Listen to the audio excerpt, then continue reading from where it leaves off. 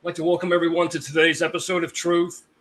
And today's guest, we have Nick Richardson with us. And sorry about that. Nick served in the United States Army, 13 Bravo Field Artillery from 99 to 2003. He's currently in the process of writing a book, to actually serve for military veterans and first responders alike, to promote, mental health, mental well-being, and everything else. And welcome today, Nick. Thank you for having me on. And another thing I forgot to cover as well, too, is behind me, you see Greater Veterans. It's another nonprofit organization that Mr. Richardson founded, and he's going to get into during the course of this broadcast, what that serves, the different resources that it provides to the veterans and first responders alike. So again, welcome, Nick. Thank you. Always. And then, so starting out, I know that you joined military fresh out of high school. Now, during, childhood growing up, what did you have a specific influence that said, hey, I'm going to serve country, family, and everything else? Or what was the specific, entering to military, to the Army? Well, I mean, since I was, knee high to a grasshopper, hopefully some people get the analogy. My grandpa had showed me pictures of his service in the Navy, seen Mount Vesuvius. I grew up on John Wayne, Clint Eastwood, Big Red One was one of my favorite World War II movies. Coincidentally, that was a unit I got put into, so that worked out great. So, I mean, I grew up with, a patriotic spoon in my mouth, meaning that it was something I felt compelled to do since I was very little. So, I mean, and, it made sense with where I was at in my life when I got out of high school, too. So, And I'm sure that means a lot going in as well, too. It's because you know what to expect in a sense. There are some people that just go in blindly. Like I myself, I did it for a sense of camaraderie, a sense of family, and I know a lot of veterans will probably get pissed at me saying this, but I'm just honest and upfront where, I didn't enlist in the Marines to serve country. I mean, yeah, that was forethought, but I did it for me. I needed that sense of discipline. I needed that sense of structure. I needed that sense of, family and camaraderie.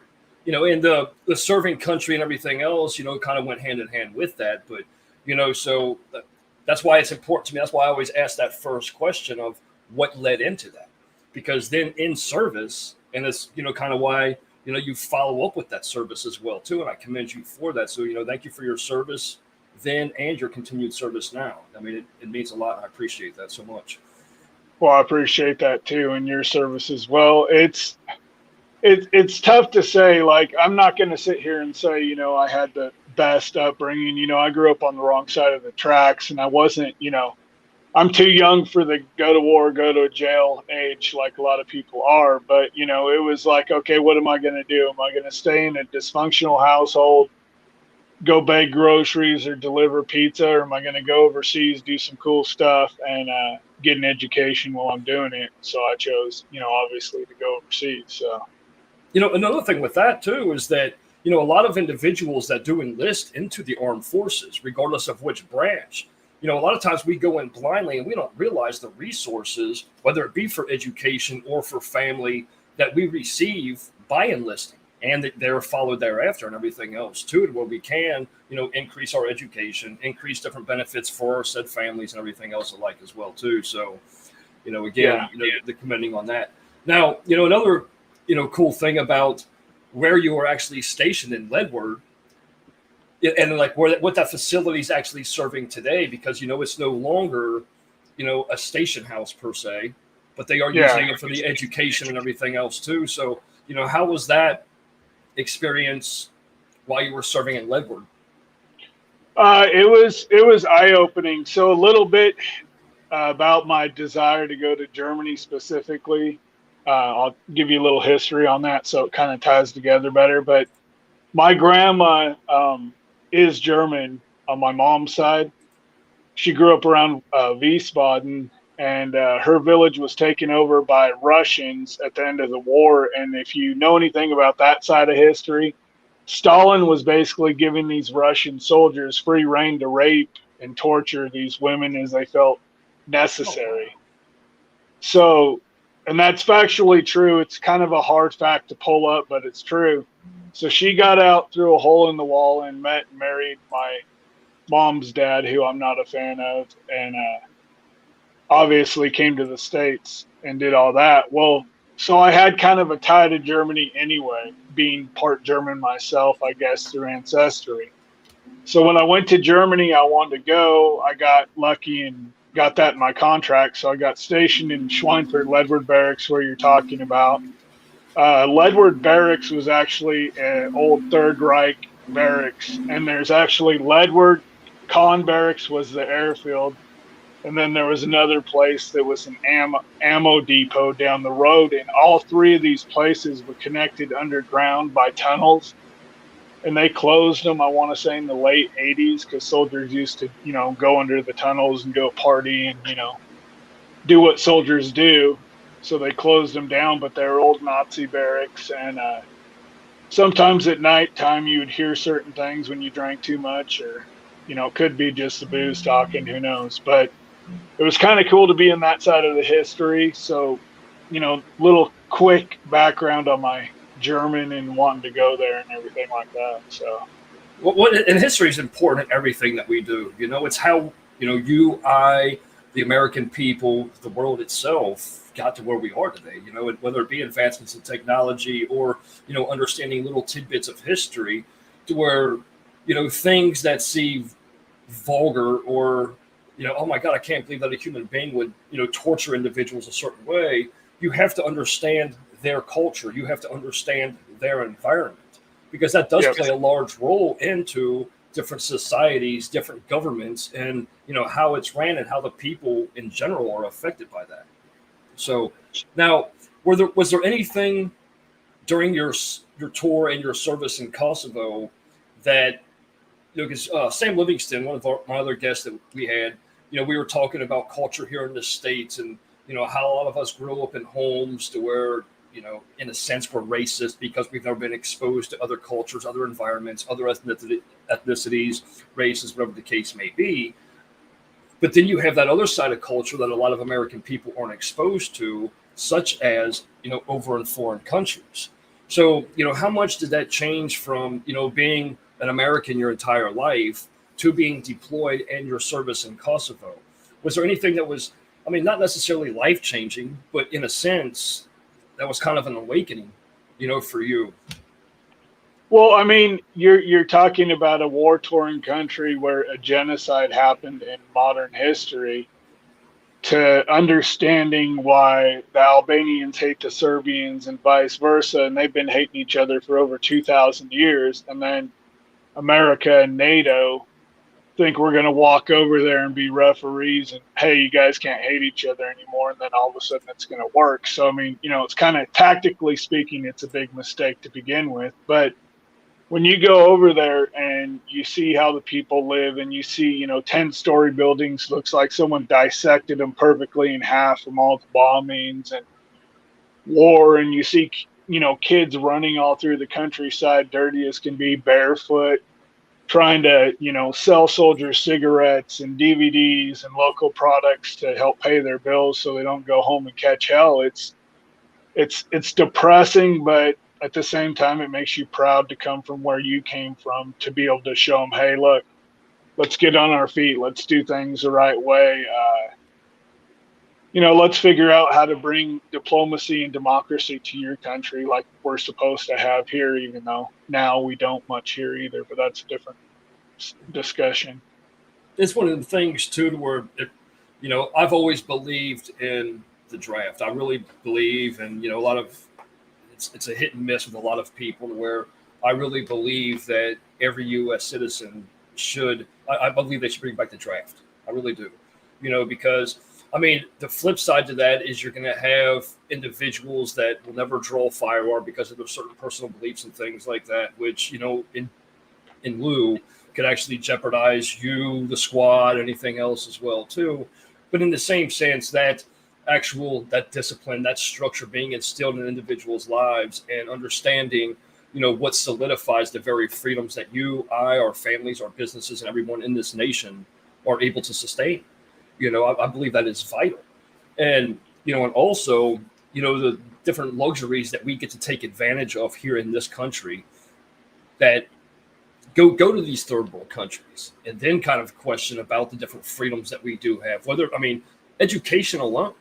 Some countries don't allow certain education to certain groups, or but I'm not going to get into all that. But and I believe it's important. Again, going back to what we were just talking about with history, understanding these things, help put retrospect into the gratitude aspect of us being here, and individuals like yourself and the veterans you support here for what they've actually given to ensure and enable. Because another thing that I kind of get like lashback about is the word sacrifice. So when we enlist knowingly, we're going in to receive something and everything else, and that's part of the job. So is it a sacrifice? Yes, it is. It's a knowingly sacrifice that, hey, I'm willing to go, sacrifice my life for this. But, it's something that it takes a special individual to say, hey, you know what? I'm willing to sacrifice myself for the greater good of the American people and things like that. So again, I commend you for everything that you have done and continue to do. Well, I agree with you on a lot of that. The draft is kind of a double-edged sword, because you might get someone that might not be there, or might cost someone else their life by. So, it's, I don't know, it's at this point not necessary, but if our country continues down the path it's on, maybe it might be necessary, just for the very least, to instill some patriotic pride in people. It's just, I don't know. I never went in really thinking about death. It's part of the job, but you focus on the mission. Like, I was big about not carrying pictures of my family with me in case of, adverse events, that kind of thing. And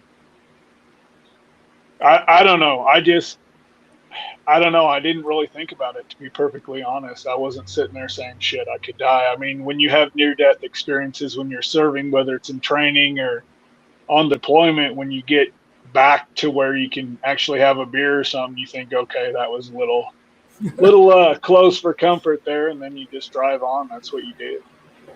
It's one of the things, too, they did like psychological studies about frontline soldiers. And as to where that death factor is really non-existent, to where the whole time we're running at gunfire, in our minds we're sitting here thinking, and this poor bastard next to me is about to get shot. We don't associate death with ourselves or anything else like that until like you just said at the end.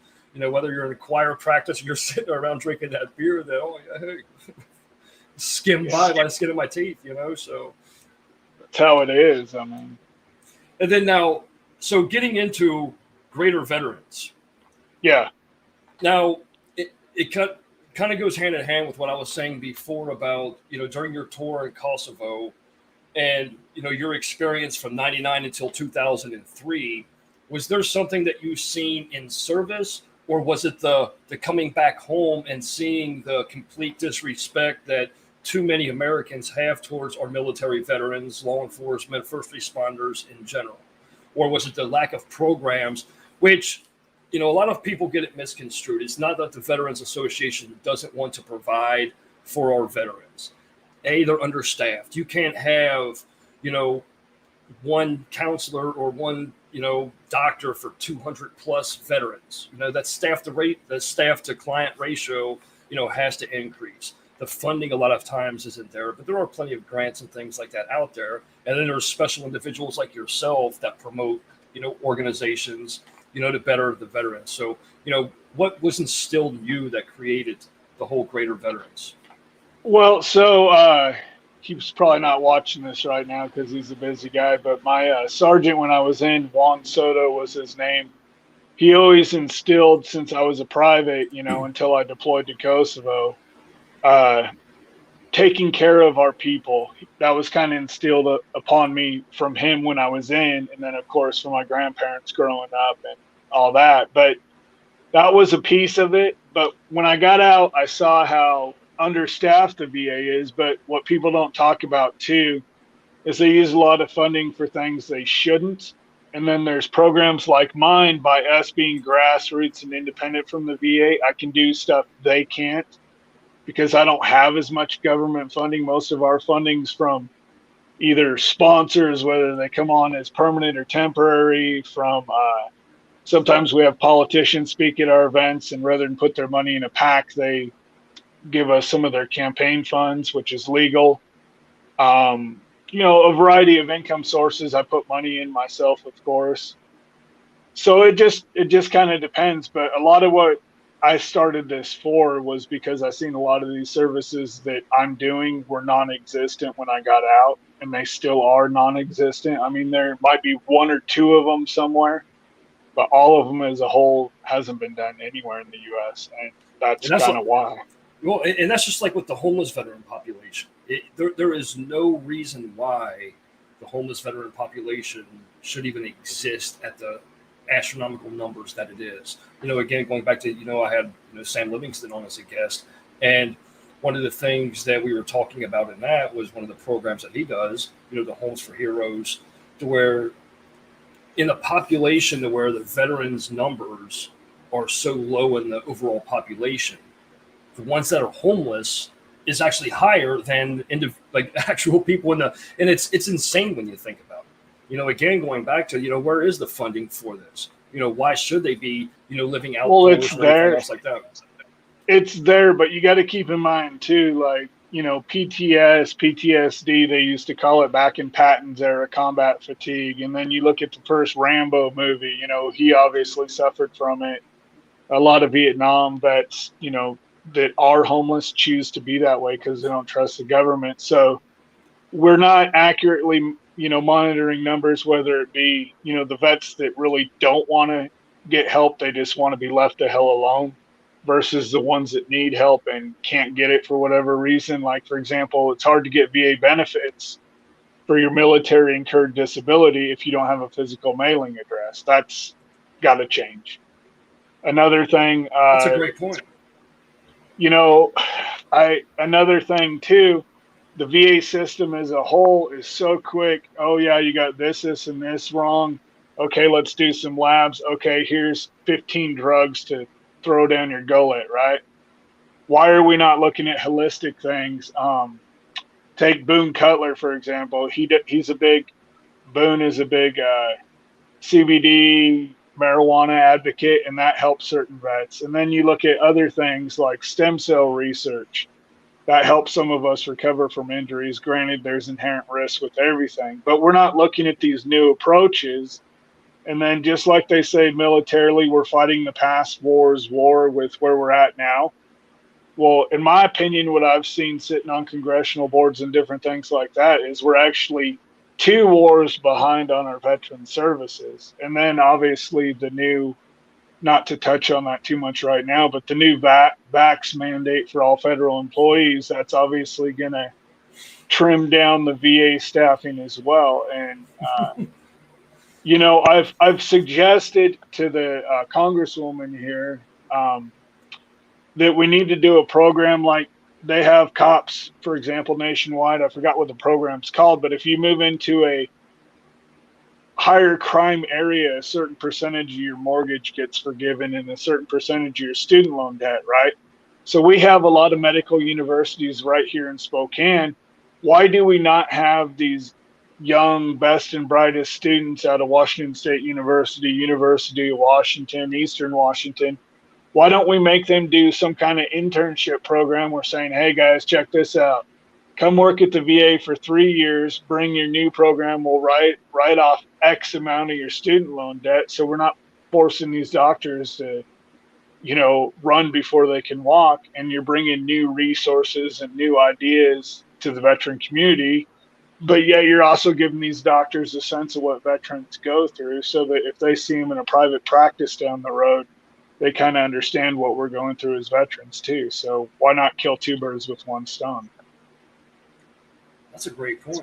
And again, so for the viewers at home, I'm trying to convince, he actually is thinking about it himself. That's why I'm trying to push him to convince it as well too, that, Mr. Richardson here is actually thinking about running for office.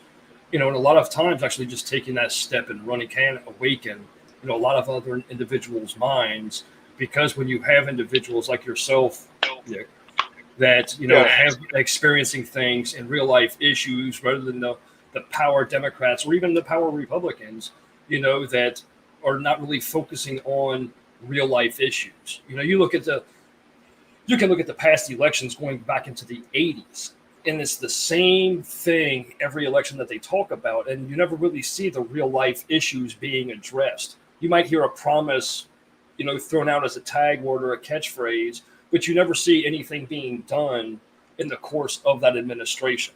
And that's why it's important that individuals like yourself, individuals that, come from real life, and it's why, like, a lot of individuals love him or hate him. When Donald Trump ran, that's why he, had such a big following, was the fact that he wasn't that political guy that was just about politics. It's real life shit, and it may be on a different level, but it takes, civilians in the civilian sector that are just as qualified to run for office as anybody else. Just go get you some signatures and state your cause, and you're on the ballot, and it's I want you to run. I mean, it's regardless of the outcome, you're running will promote individuals to, stand up and actually start making that difference, because that's what it's going to take. Well, here's what bothers me on a political front, right? So you got the mainstream Republican Party now has essentially became what the Kennedy Democrats were. And then majority of the modern Democrat Party, you can use Marxist, communist, socialist. I know this word's unpopular to throw around, especially given my German descent, but almost Nazi-like in their approach on things. And the American people are either told to sit down and shut up, so they do, so they don't get, what do they say, deplatformed or lose their job or whatever.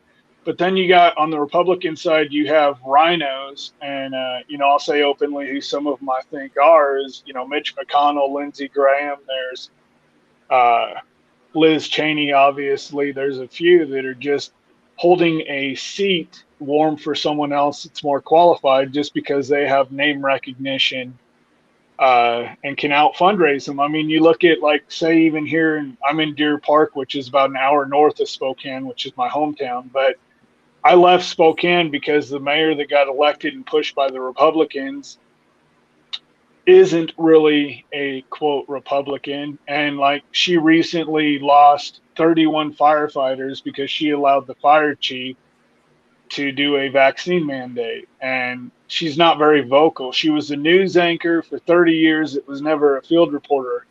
Whereas a buddy of mine who's a Republican ran for mayor. He was highly decorated Army full bird colonel, worked in mortuary affairs, multiple combat deployments, decorated firefighter, leadership experience, right? He really did lead.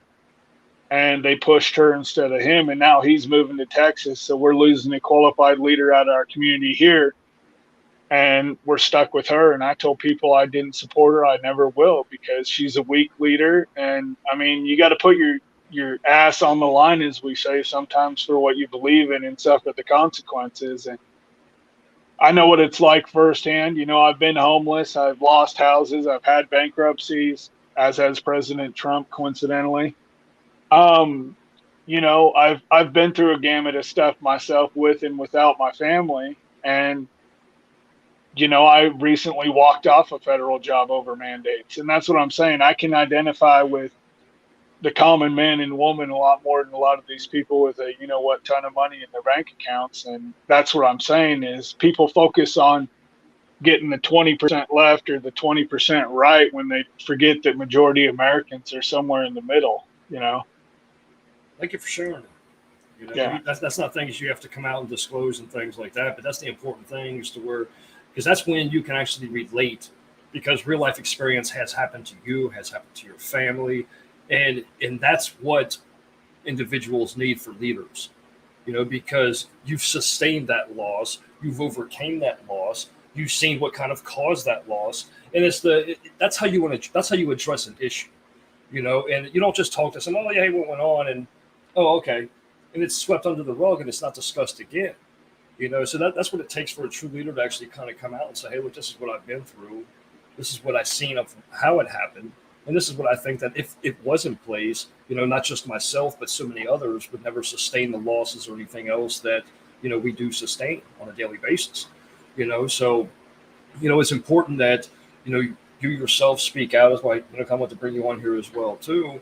And we have to do it together. And kind of to piggyback on what you were saying in regard to the fire chief, you see that with law enforcement across the nation as well too, to where for some reason all these different policies have been redone to where individuals, because they can pass a test, they might have been on the force for fucking 2 months, take the test, now all of a sudden they're your superior and they have no field experience. They don't have it there.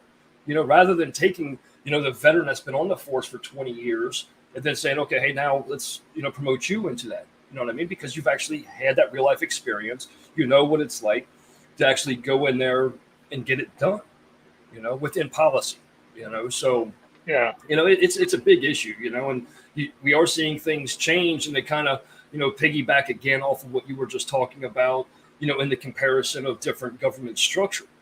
Again, with history, it's important, American people, they believe the media, or they might try to Google something for the information, but it's a half truth, or it's not really what you need to know, to where, food is a weapon. Okay. A lot of people don't realize that, kind of going back into Nazi Germany, the communism and everything else that these other countries use for the control of people. The same thing is happening with this mask mandate, vaccine mandate, and everything else. But people in their robot ways, needing somebody to hold them by the hand and guide them through, aren't really paying attention to the realities that are happening, as they just do it in increments, a little at a time, to where full control is gained. And that's how you do it. You act like you're doing somebody a favor, it's for the better, and it tricks your mind. Oh, this is just to help us all as a whole, and it's not. It's their little gambit that they're playing on their big chessboard to, hey, this is how we control people. They look at people as being dumb. They only know what you're being told, so they take the real education out of the schools. They take the real education off the TVs or off the radio or anything else. That's why I do what I do, to put the truth behind everything. But, all of a sudden, there's shortages on food. How? How are the different policies on farmers across the nation being affected? It's these they're paying them to destroy crops. I mean, for one, they're giving them 3 times the crop value and, saying, hey, destroy it or we're going to destroy you, I mean, what do you do?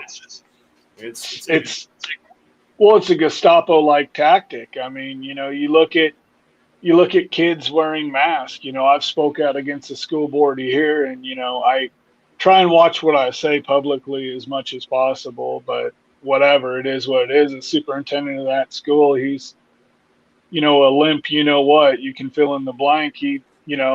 Well, the state's saying this. Okay, screw the state.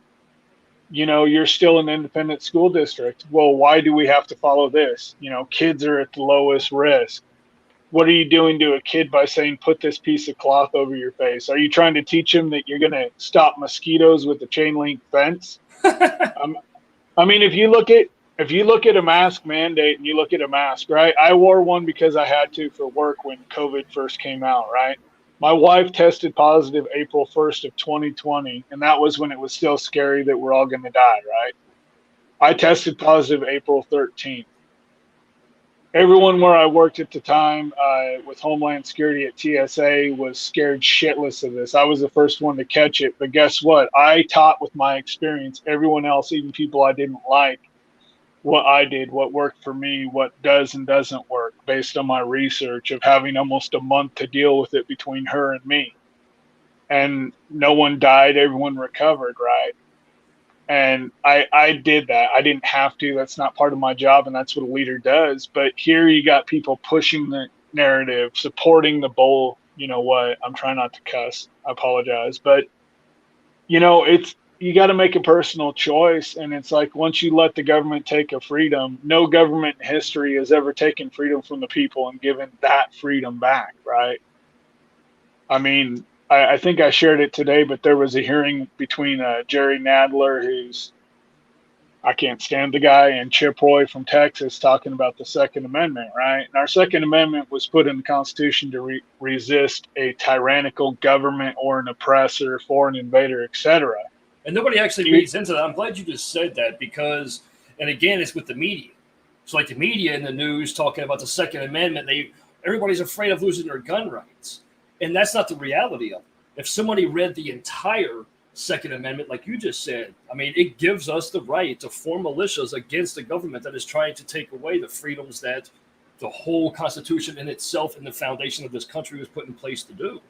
So, well, and the media has kind of stripped us of that, right? Because you're supposed to constitutionally maintain a well-regulated militia, meaning you're not bringing lawbreakers and criminals into your ranks, but you're just training and doing what you're supposed to and carrying a firearm. And that's why it was written the way it was. And you have people that think the word militia infers white supremacy, which it does not.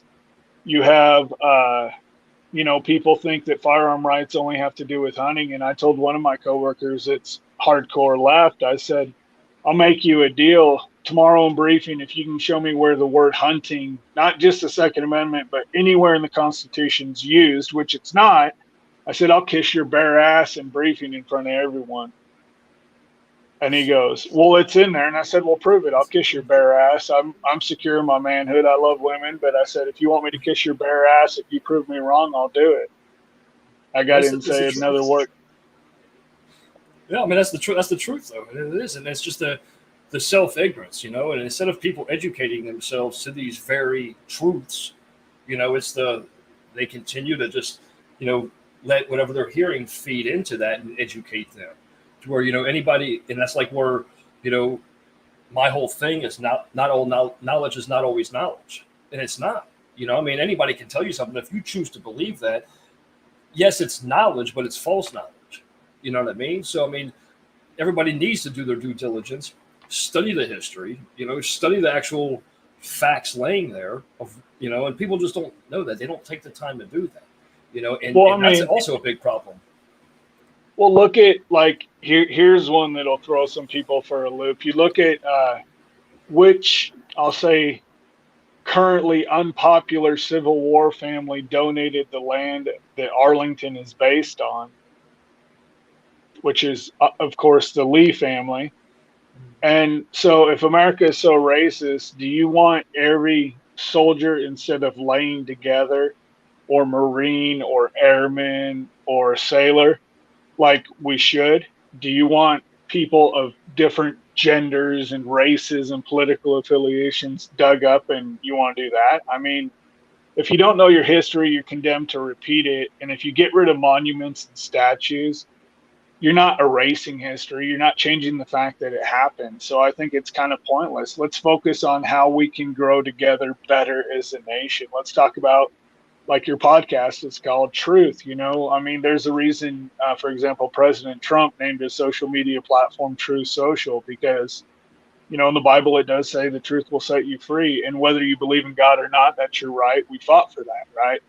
But let's get back to being America again, meaning we have intelligent civil discussions. We don't take to the streets and burn stuff down over, discrepancies. If you want to dive into that stuff, you look at like your Jim Crow laws, for example. Those were put in place by Democrats, believe it or not. Or, Lincoln, first Republican president, or 22 of the first Black congressmen were Republicans. And I'm not trying to push one party over another, but I'm just saying, let's talk about facts. Let's look at facts, not opinions. And, if you have a different opinion, fine, cool. Let's sit down. Let's have a beer. Let's talk about it. Let's get back to that America. If you don't like guns, okay, cool, but don't take my right. That would be like me as a guy that likes dogs telling you couldn't have cats. That's how stupid it is, right?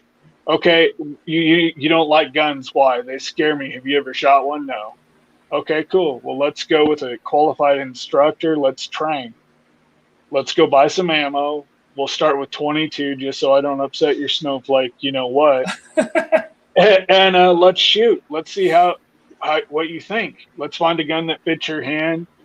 If you want one in pretty pink to make your feelings more stable, let's do that. But we're not having these discussions. No one wants to have them. The news doesn't want to share these stories. Social media wants to censor it, and that's the problem. I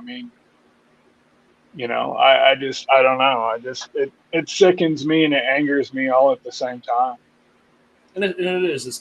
That's the truth for real, And it's just like, individuals don't even really know the difference between both parties, or like all the different parties we have now for that matter. But Yeah. like with the Republicans, the whole founding principle of the Republican Party is centrism, meaning the equality of individuals, but each individual is to do their fair share to maintain that equality.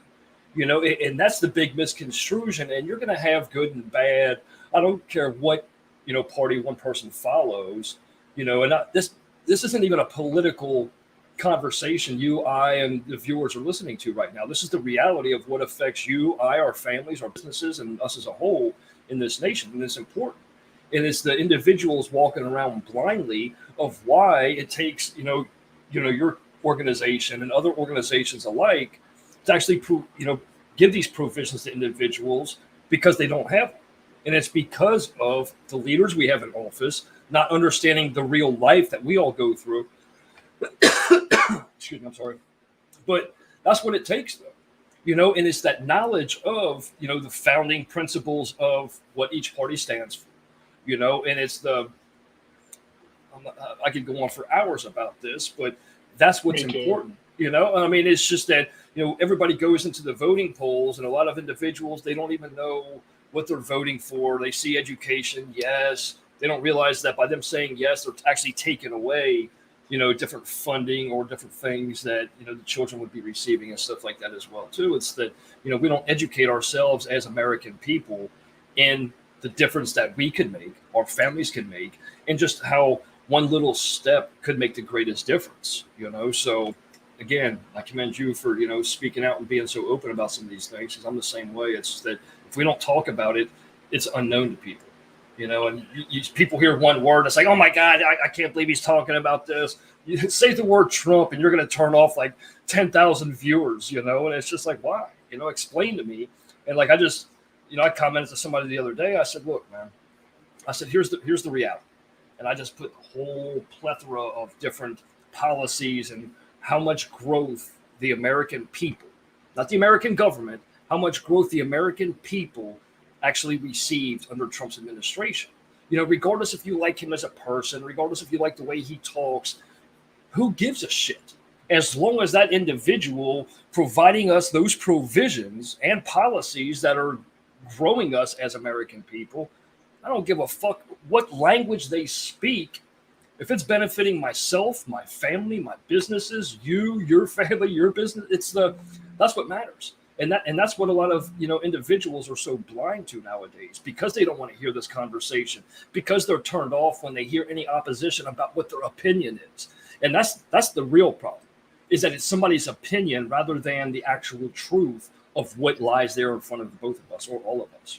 So. Well, I mean, where was you got fuck Joe Biden or let's go Brandon, whatever one you prefer based on your beliefs. But there wasn't that going on when Trump was there. Yeah, there was rioting, but I mean, you had that was instilled rioting. That was instilled rioting. Yeah, I mean, last time I checked, inciting a riot's a criminal offense in every state, but yet no one was prosecuted for it, right? Not as heavily as they should have been. But heaven forbid you go in the people's house unallowed, and now there's people from January 6th that are still incarcerated without official trials or charges being filed in substandard living conditions. You got people that are coming here illegally getting offered $450,000, and veterans are homeless.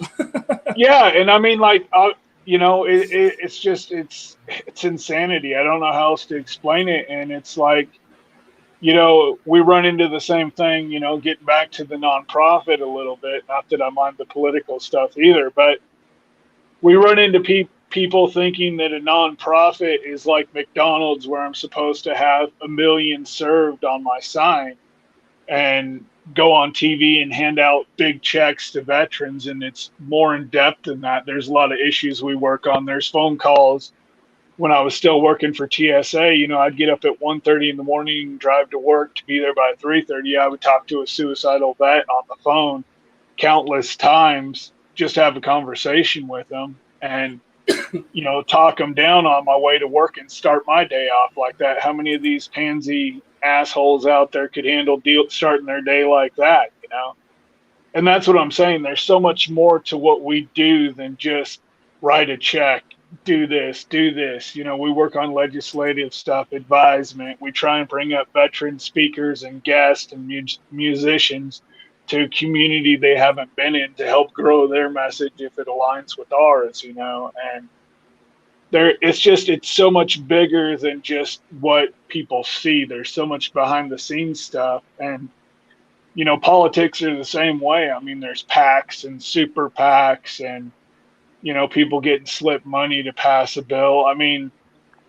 take for example this recent COVID bill that they passed a couple months back, right?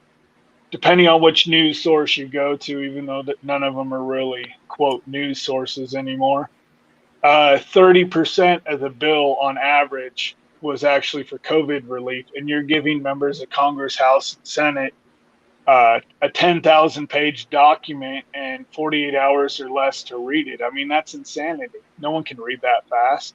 You couldn't even photocopy it that fast.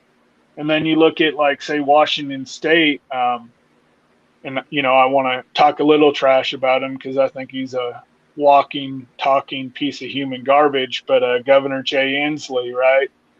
Him and Bill Gates should take a long walk off a short plank, if you know what I'm saying.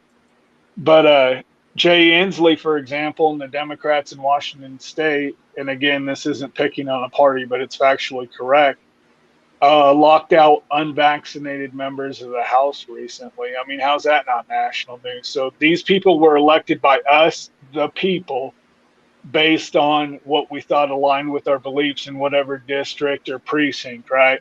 And you're going to say because you're unvaccinated, you can't come in the people's house? Get the hell out of here. I mean, come on, that's insanity. They should legally be allowed to kick in the door because that's their job. That's their appointed place of duty. That's where they need to be. That's their house. Yeah. We, as the voters, said, okay, Mr. or Mrs. So-and-so is representing our town, our district, our area. We want their ass in there legislating on our behalf as our voice, which is, representing the people, again, constitutional, right? And yet they're being locked out because of a vaccine status. I mean, another thing on top of that too. So like down here in Florida, okay, Fisher Islands, off of South Beach, Miami, and in order to go on to Fisher Island, you have to go over. So we have this little Pure Pharmacy down in Miami that you can go in there and you get the nose swab done, and within a couple minutes, hey, you're cleared.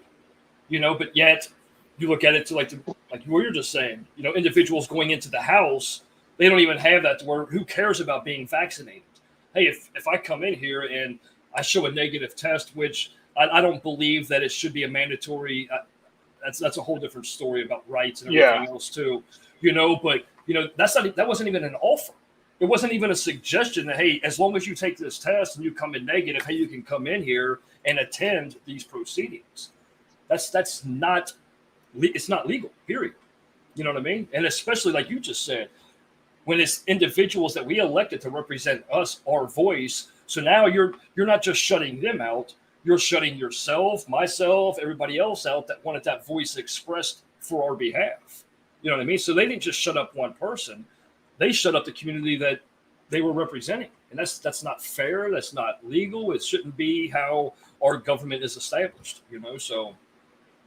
Well, and that's just it. And, not to go too far political, but I mean, I recommend, and I don't personally know her, but her name's Chris Ann Hall. She's a Army veteran. She was God, I can't remember her whole background, but she's actually lives in Florida.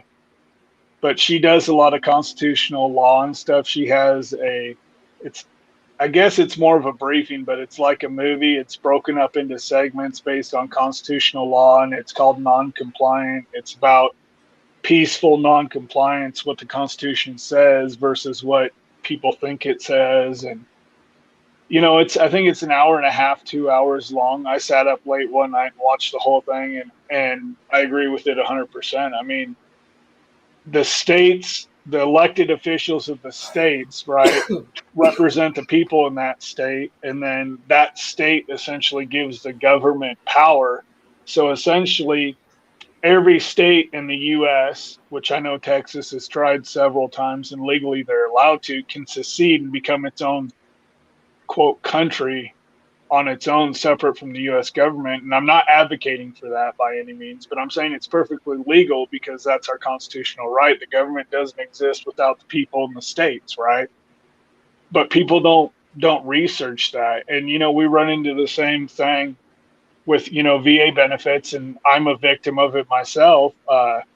I got out and I figured, well, my leg's not blown off, or I didn't get shot, I don't deserve benefits, right? Well, here's the thing: the contract you sign with the government to serve is the same as what you sign with your car insurance, right? They have to indemnify the car, make it whole again when it's broken. It's the same thing with VA benefits. What you go in 100% or with whatever pre-existing conditions they allow you to enter with, right? If anything on there worsens or something new comes up, per their own contract, the government is liable. So, veterans need to stop feeling bad about, taking benefits that are theirs, because the money's set aside. If it doesn't get used in whatever budget year, it gets wasted on something else, like paying someone that doesn't deserve to be here $450,000. Another thing too, another one of the benefits that you just speak of that's kind of overlooked, if you will, is that on hearing loss. And you're seeing, yes, it is. I mean, you're seeing a lot more veterans realizing it, but it's not being addressed, and it's kind of like, oh well, hey, that just happened naturally, and like you shouldn't have a government, like you just said, that provided you a contract, guaranteed you certain provisions upon being, whether your tour ending or your service ending, and then receiving that, like you just stated, if something became worse because of a specific service, that's your right to receive that treatment for that and to have that addressed, or whatever issue you have. And hearing loss is a big one. A lot of combat veterans don't even really pursue that. They don't even really kind of recognize it, because it's like you just said, oh, my leg wasn't blown off. Or it's just that, oh, hey, I can still hear. But, I mean, not being able to hear at your full potential, it's still your right to be able to hear just before you entered your service, so. Well, and that's just it. And it's like, I tell people, like, I personally, with Greater Veterans, we don't touch claims. We have great people that I can put anyone in contact with. I personally don't, because, yeah, I know a fair amount, but there's so much little idiosyncrasies within it that have to be filed. I don't touch that stuff. I don't do housing because, again, if I put a veteran or their family in a house and it looks good on the outside and the landlord talks a good game, and then he doesn't replace the smoke detectors, for example, God forbid, and something happens, then that hurts my name. That hurts what we do, So certain areas I don't touch, but I work with people that do. Mainly just claims and housing are the only two things I don't touch. I'll still help out with, but I don't directly get involved. And that's a great point, and that's one of the things as well too, that a lot of these organizations, because I have a few nonprofits as well, but they don't actually stick to their niche of what they were really trying to provide. Like, at least you're able in your organization to say, well, hey, you know what? I'm not going to focus on the housing. This is what we provide, and sticking to that. And a lot of times you see a lot of individuals, a lot of organizations, a lot of businesses that spread themselves so thin, because it's like I want to heal the world, and there's way too many issues to heal the world, that for one organization to do. So knowing your niche market, but then kind of like going back to what you were saying as far as the reasons behind why you don't provide housing. I do it all the time, to where I'll provide information, and then, like, especially with today's generation, they're so short attention span, to where, if they can't read all of it in 5 minutes or watch all of it in 5 minutes, like you were just watching that show you stayed up the other night to, like, listen to her, it's nobody wants to do that. It's like hey, if I can't get all the information I need in 5 minutes, it's irrelevant. Or they'll read it for a little bit and say, oh, I know what it's all about. Like, well, that's why clickbait works so well, because it's a catchy headline. It works on me sometimes too. I'm not gonna lie. we're all victim to it. I mean, it works on me as well too.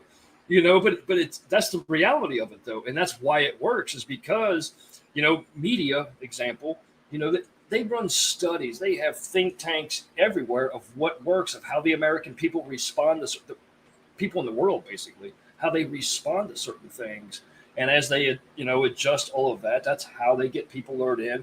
Misinformation, miseducation, and everything else is being there. So it's in that knowledge. People really need to start spending more time in indulging in that knowledge, listening all the way through for what you have to offer. You know what I mean? Rather than, oh, Nick spoke about this for 5 minutes, and then it was like, well, did you listen to the whole thing? I heard him say this, and it turned it off. Well, they don't like, so I'm not going to give them any more credit than they deserve, but there's a nonprofit started by a veteran that's from California that moved up here, right? And they started with good intentions, but they've rubbed a lot of people, including myself, the wrong way, right? I'm actually from here, started here, have some national reach, and try and do as much as I can, right? And I've tried to help these guys. They don't listen. Well, one thing that they don't like about me is they claim all we do is music because we always have music at our events. And I said, did you ever sit down and think maybe there's some science and psychology behind it? And he goes, well, what do you mean?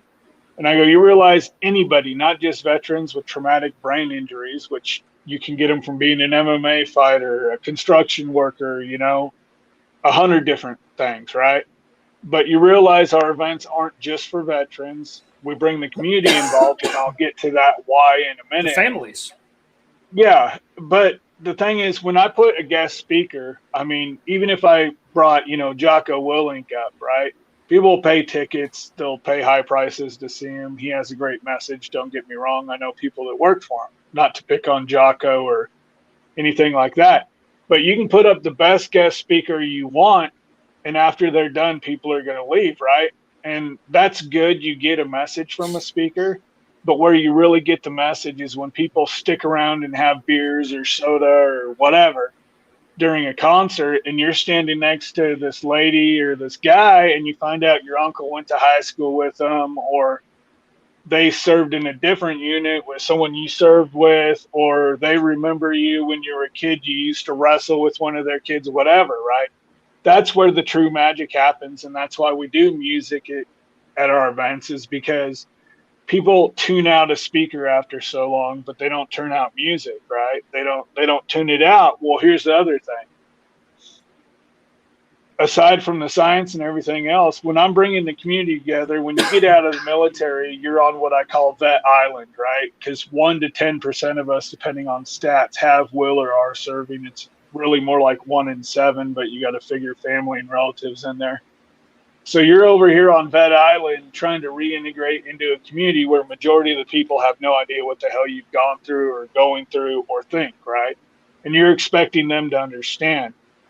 Well, imagine if I put you in a situation like one of my events where there's a live concert and music playing, you happen to randomly get talked to or talk to someone else and find out you have some common ground. That big ice wall in front of you starts to melt and dissolve, and you start to come home. So there's more science behind what I do than people realize, just because I don't get on the nerdy science spiel all the time. And the other thing we do with it too is we either work with primarily patriotic musicians, but like last summer I did a free concert series up here, paid for by sponsors, where I didn't make a single penny. I paid every artist, because of COVID, exactly what they asked for. I didn't haggle with them at all like we normally do. And 5 of the artists were veteran artists, to include, like Amelia Presley, related to Elvis. She's a Coast Guard vet. Played the Grand Ole Opry. We did Farm Jam up in Colville Labor Day weekend. Scooter Brown Band, he's a good friend of mine. He's a Marine vet. Plays out of Nashville. Does some nonprofit work, has one himself. So, I mean, we always bring up all these vets, local and national, whenever we can. we're going to be working with like Shannon Book, who, you know, used to be in that national band Vetted. He's a vet himself, a Marine. So we always try and work with veteran musicians too to help them grow their cause. And that's kind of what helping veterans achieving greatness means. And our motto is, you know, your idea of greatness, his, her, whatever is different. So we work with everybody we can and try and help them promote their cause within our cause, you know, get them out there, do what we can, give them a new audience kind of at our expense.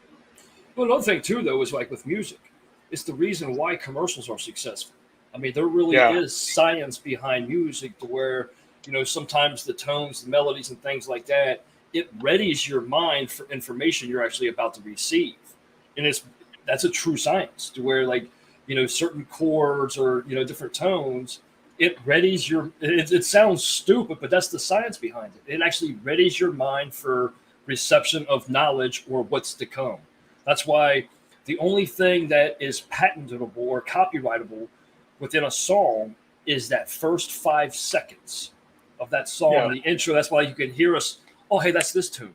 You know, and one of the things like for music history that kind of started that was you had Hell's Bells, and then you had Metallica's For Whom the Bell Tolls. So you had AC/DC's with Hell's Bells and Metallica's For Whom the Bell Tolls with that intro bell. And it was like, oh, that's my kind of intro, you know what I mean? But it's the little things like that, because that first 5 seconds is it's tuning your mind for what's to come, you know? And so music. Well, I mean, look at Jaws. Look at Jaws. Yeah, you can be sitting at home, passed out on the couch with a beer in your hand. Not that I've ever done that, but I heard it's great. Me neither. But nowhere near water, and someone plays that music, and you're going to get up and look like, holy shit, where's that coming from? I mean, it works. Michael Myers.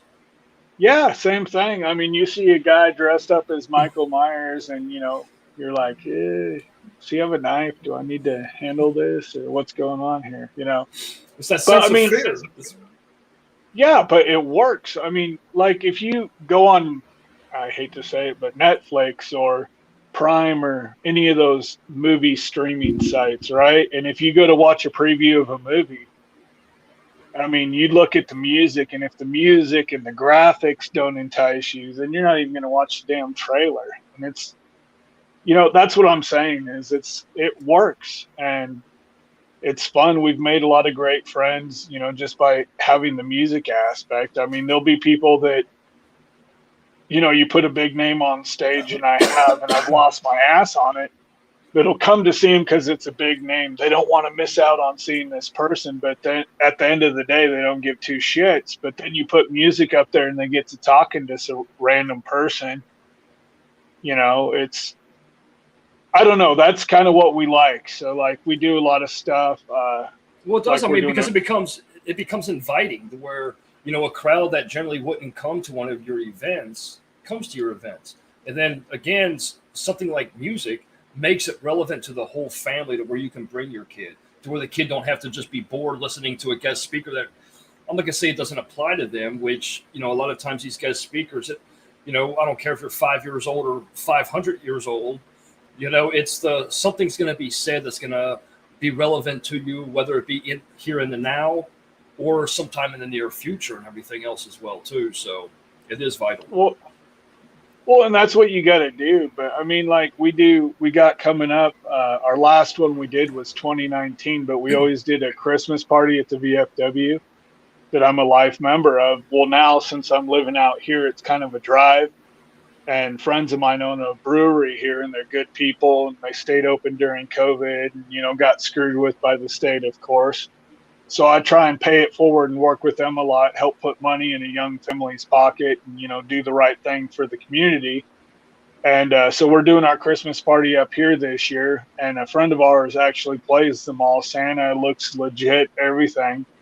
So we're bringing him up. We got 2 veterans, maybe 4 by then, that are playing. The board and I dress up as our modern version of classic Christmas characters, like you've seen pictures probably, but the last one we did, I dressed up as an elf, and I wore fat girl yoga pants because I'm a big guy, and, you know, I know how a Hooters waitress feels. I kept my pouch where it needed to be, if you know what I'm saying. But but we do that because it's fun. I got a buddy who has a reindeer costume that dresses up, and it's just, we have Santa there for the kids. We got our own photographer. It's something we do that we normally don't even accept donations during that event. Sometimes we'll sell merch, but that's about it. And it's just kind of to help a local business, help the community, shake some of the fear, and have a good time. And that's, we like doing that type of stuff. And I'm as macho as they come, and I don't like making a fool of myself. But if it helps lighten the mood, make the community great, I'm happy to do it. I mean, A lot of that goes with the camaraderie as well, too, that, we learn in military, that sense of family and things like that. And when you have veterans like yourself that give back to community, that's why it becomes so natural. It's because of that camaraderie that was instilled, while in the service, that, we're actually able to give back to the families in the community, So again, commending you on that. That's because it's those, and it seems like a little thing, but it's on such a larger scale of how it really does affect, the mental well-being of everyone within that community, that, hey, somebody else actually cares, so. Well, I mean, it's fun. Like, I took a risk last summer. We had, first we had the Girl Scouts present colors, and a buddy Fairchild here. Hold on, let me hit this button. Anyway, he was a retired base commander. Now he works with the Girl Scouts, and that's kind of one of the things he gives back and helps out with the nonprofit when he can too. And had the Girl Scouts do colors. Well, the next event we were supposed to have the young Marines, and no offense towards the Marines, but they kind of flaked out on that one a little bit. So I'm like, well, crap, what do we do? So we had another buddy do the Hendrix rendition of the national anthem that was real cool, right? And while I was there, this little boy, about 8 years old, comes up and he's like, my dad's a Navy vet, and my grandma says I can sing the national anthem. And I said, well, buddy, I hate to be a jerk, but I'm not going to put you up there until I know you're ready. And how about this? How about if I hear you sing it live first, and then I'll put you up there? And they sent me a live recording of him doing it. He was good to go. So he wanted one of our greater veterans flags. And I said, okay, I'll make you a deal. You come to the last 3 shows, do the national anthem 3 times, I'll give you a flag. And so we did. And, it's just stuff like that, coincidental encounters. His dad's a Navy vet. He's patriotic. He wants to get into the music business down the road. It's just providing opportunities for people. It's just kind of fun, when random encounters like that happen. It brightens my day too, because you're trying to set up an event stressed out, and then another thing too that's maybe overlooked by a lot of the viewers now, and even in that instance, to where it also instills, especially in the youth, accountability. Hey, show me this first. Making individuals understand what it takes. That's why, like, I don't want to get into a different topic about like participation trophies or anything like that, but accountability to where, hey, you know what, if you do put in the work, you're going to get what you want. And it seems so simple, but that's a big thing that you did for him. You know what I mean? You made him understand that, oh, hey, look, I am worth this. I'm going to put myself forward. I am going to receive the trophy that I deserve now because I put forth the effort to prove this to Mr. Richardson. So that's awesome. Well, I mean, it's just, that's what America is. Like, I tell people, I don't care if you're the most famous vet or person in the world, you always have an opportunity to give back, right? Like people, they find it, I guess, shocking when they find out these musicians don't all play for free. And I'm like, well, you do realize that people have bills to pay. And they're like, well, what would you charge if I wanted you to come speak at an event? And I said, well, airfare for sure. I mean, I'm not going to charge you some stupid booking fee unless you're a big business. But, I'm happy to help wherever I can. And that's what I do. I don't hoard my contacts. I don't. And I want to tap in real. I don't mean to cut you off, but I want to cut in right where you're. I mean, because you're talking about this right here, and it's one of the things that aggravates me. Because again, I run nonprofits and stuff like that as well too, to where, a lot of the American people, even worldwide, they hear the word nonprofit, They don't understand, because if you're a deemed nonprofit and you're a 501c3, you have to disclose your financials. Yep. Dig in to a nonprofit. Only 15% of any nonprofit, any foundation, any charity, only 15% actually goes towards the cause. Why is that? Because it takes people, it takes facilities, it takes the provisions of whatever it is, whether it's food, housing, whatever the case is, to provide to the people. Okay. But without the people running the nonprofit, there is no service. So the people running the nonprofits deserve the salaries that they receive. Now, some of them are a little overboard. I'm not going to start, getting into that argument, but that's why you deserve to get paid for what you do. I mean, period. A lot of people are like, oh, well, you should just be doing this out of the kindness of your heart. Well, how am I going to feed my family? If I have this nonprofit right here, and I want to be able to spend 100% of my time making sure that all the veterans that come to this organization are going to receive the provisions that they need, I am going to have to be able to step away from my life doing whatever else I was doing and dedicate myself to my organization. And you're entitled to that. I mean, you deserve that. Yeah, but here's a fun fact about us, since we are, grassroots and everything. I kid you not, in 6 years have never drawn a salary because we don't get enough in donations. The only thing I ever charge the nonprofit for, anytime we do new merch, I obviously wear whatever it is. And then if I have to go somewhere, because gas, thanks to, Let's Go Brandon there, gas prices are higher than he is. Foxtrot Juliet.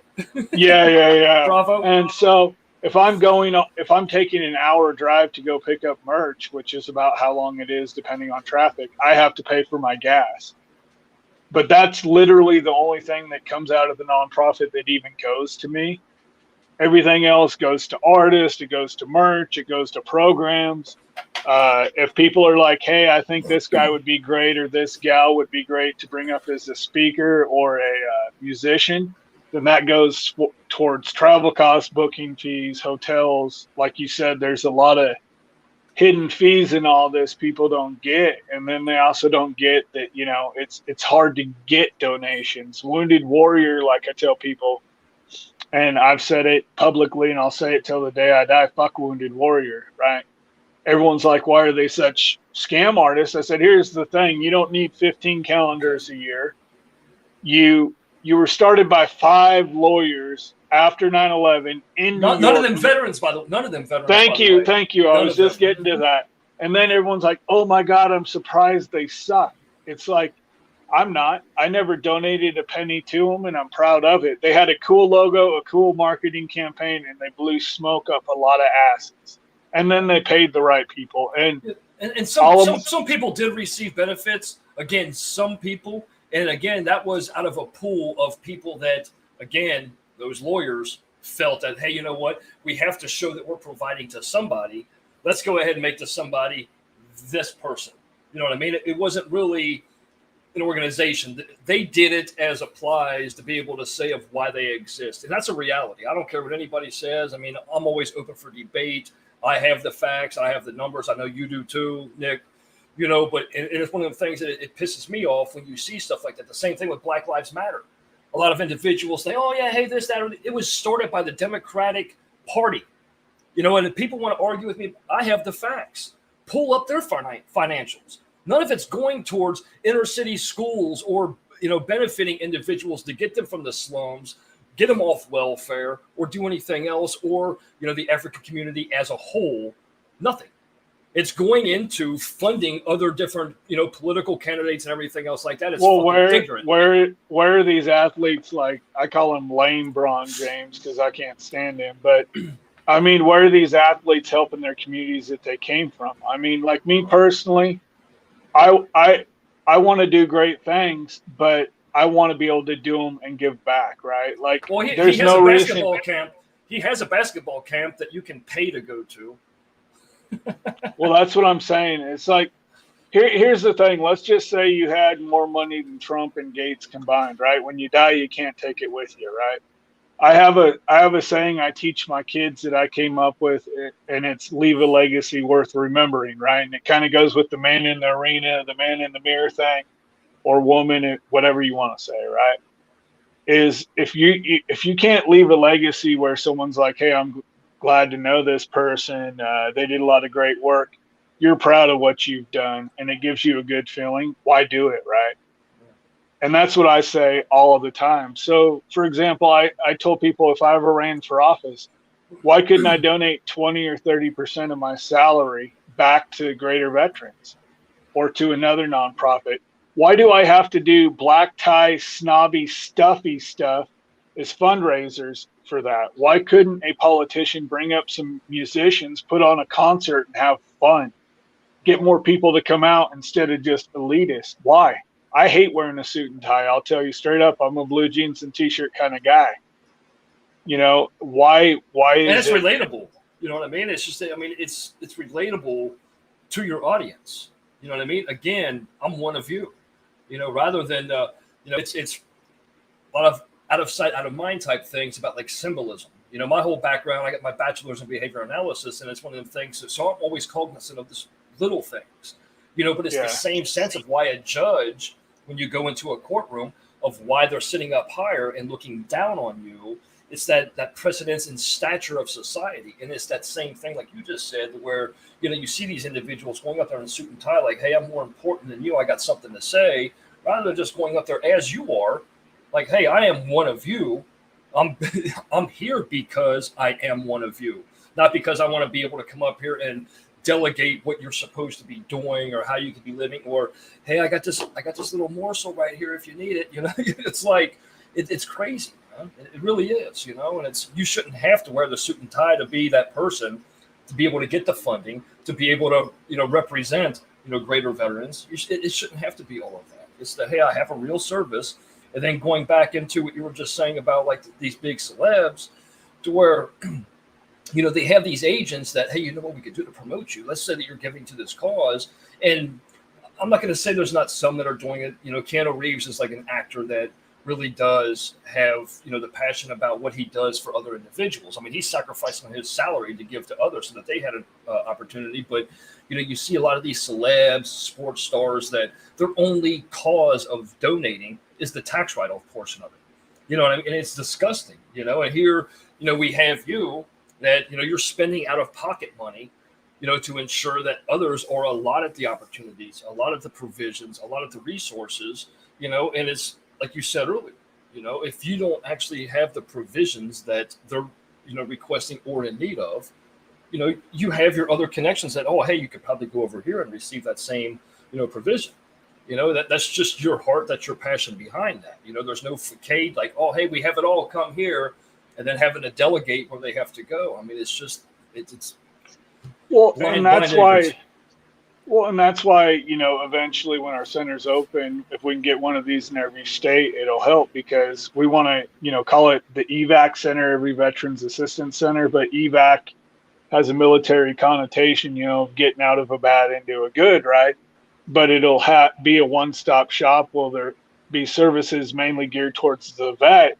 It's a place the family can come, and certain events like concerts, guest speakers, holiday meals, hiring events, you can have the community engaged too.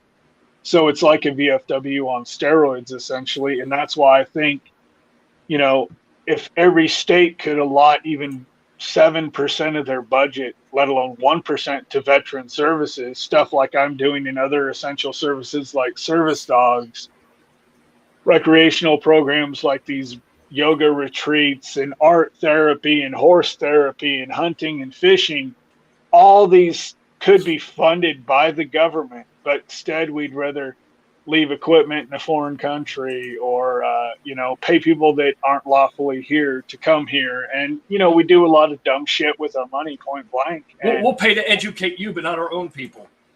Yeah, I mean, you can go to jail, go pick up a felony, no offense towards any of my vets or friends that are felons, because I do have a few, unfortunately, but you know, you go pick up a felony in most state institutions, you can get a 4-year degree if you do it right.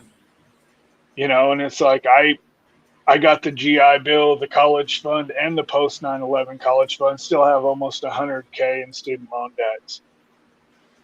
And that's what I'm saying is, it's like we gotta demand accountability in our government. It's not party based, it's common sense based. And if you have people that are squandering funds or not being a part of the positive change, let's get patriots and thinkers back in office. Let's get the new generation that's really going to fix this country instead of the old one that campaigns on 1 or 2 terms and sits in there until they fall apart in their chair. I mean, that's, you know what I mean? It's ridiculous. Okay, homies. Okay, hold on for a minute. Let me try to get this. Did we lose the feed? No, can you see the screen on the side? Yeah, I can see it just fine. Okay, no, I'm pulling this up for a reason. I don't know if it's gonna allow me to.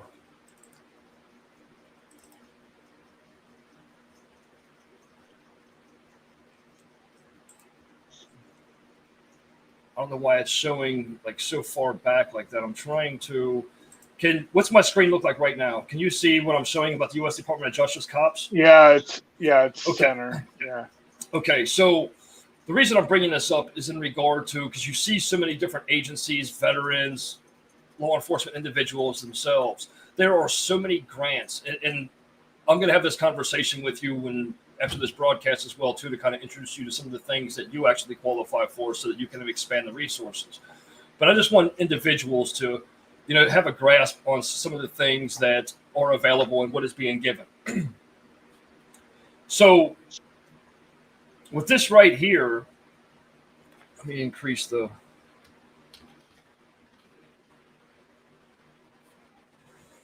So in here, you can see how much funding was given out, and this is based on the states.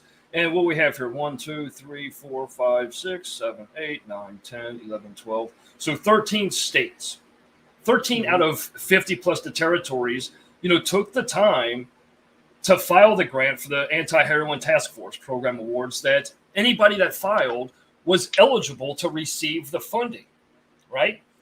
But it's just that a lot of individuals aren't taking the steps to do that. A lot of individuals aren't aware that there are so many grants out there for yourself, for organizations like yourself, to where, we can make things happen. And that's why I do what I do, to kind of educate individuals and provide them resources like this, because it's vital that we understand that in ways that, we can grow with one another in making this happen. Well, I agree, but I mean, there's also too, like a lot of nonprofits have people that are experienced grant writers, and then, as you know, it's the same thing like a VA claim. If it's not perfect, it doesn't work. And every time I've tried to work with one locally, for example, they're involved in 15 other projects and not always veteran ones. And it's phone tag, and then we meet up and they promise me the world, and, you're back to square one. So it's right. And I trying to rely on that's myself. One of the reasons. Well, that's why I'm going to talk to you outside of this broadcast. I do grant writing, and I take so much passion and pride, and especially with what you're doing. I mean, because I don't care what anybody at home thinks. You deserve to get paid for, what you're doing. Because if you didn't have the mindset to even say, hey, you know what? I've experienced these. Because you don't have to fucking even have this so others don't have to be down and out. You didn't have to do that. You have a passion in yourself, and you want to make those provisions. There's no reason why you shouldn't be paid for your provisions. There's no reason. It's not like you're being greedy about it. You know what I mean? Just enough to feed you, the family, and everything else. And then also, not only that, where let's say the resources, because, you being limited on those that are, making this happen for you or alongside with you, if that's limited, the individuals that could receive your services are also what? They're limited. And that shouldn't be the case, because you've taken a step forward to ensure and to actually take action on and addressing an issue. And I commend you over and over and over again. And like you just said, there's no reason why states in general couldn't have a 1% or even just a 3%. It sounds small, but when you look at an overall budget for any municipality, city, state, whatever the case is, 1 to 3% is fucking huge to what it actually could provide for those in need. And I know that was a little long-winded. I apologize to everybody at home, but it needs to be addressed. And, you and I will have that discussion outside of this as well, too, because I have different resources that I want to push this forward. That's why I want to bring you on here, expose what it is you provide, to the viewers watching and everything else as well, too. So, well, it's, I mean, I appreciate it. And like I said, I believe iron sharpens iron, and I think the way to get better is to, I hate to use the analogy because I don't golf. I don't enjoy it. I won't say my opinion on golf on here, but anyway, it's like your short and long game, right? So I'm not always good at everything. I'm the face of the organization. I'm the idea guy. I do a lot of other roles. But if I had some other people pick up the slack or improve my short game where I'm lacking, I think it would run even better. And I can't do everything, but it's hard to, number one, find more veterans to come on board or, veteran supporters, number one. Number two, it's hard to get people to do it for free. That's another, obstacle you run into. And it's, obviously you got to travel and go to other people's events. And again, right now that's also very limited too. And plus I'm not going to wear a mask at 30,000 feet. Sorry, I'm not doing it, but.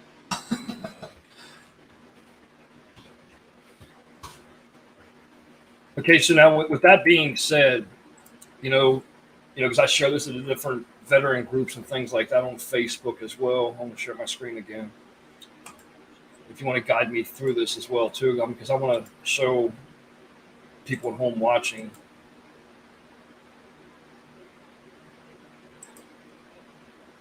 So, I implore any veterans at home watching, and, as Nick has, stated during this broadcast, to where he'd like to see this in other cities, other states.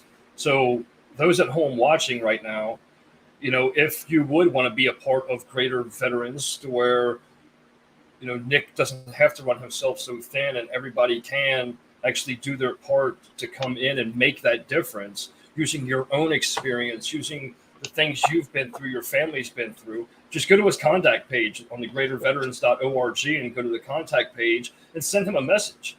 Let Nick know that you'd like to be a part of what he's doing in the promotion of, or, what it is that you have available that you could actually put into this organization so that, you, your family, veterans alike, are able to receive the resources that, you should be entitled to.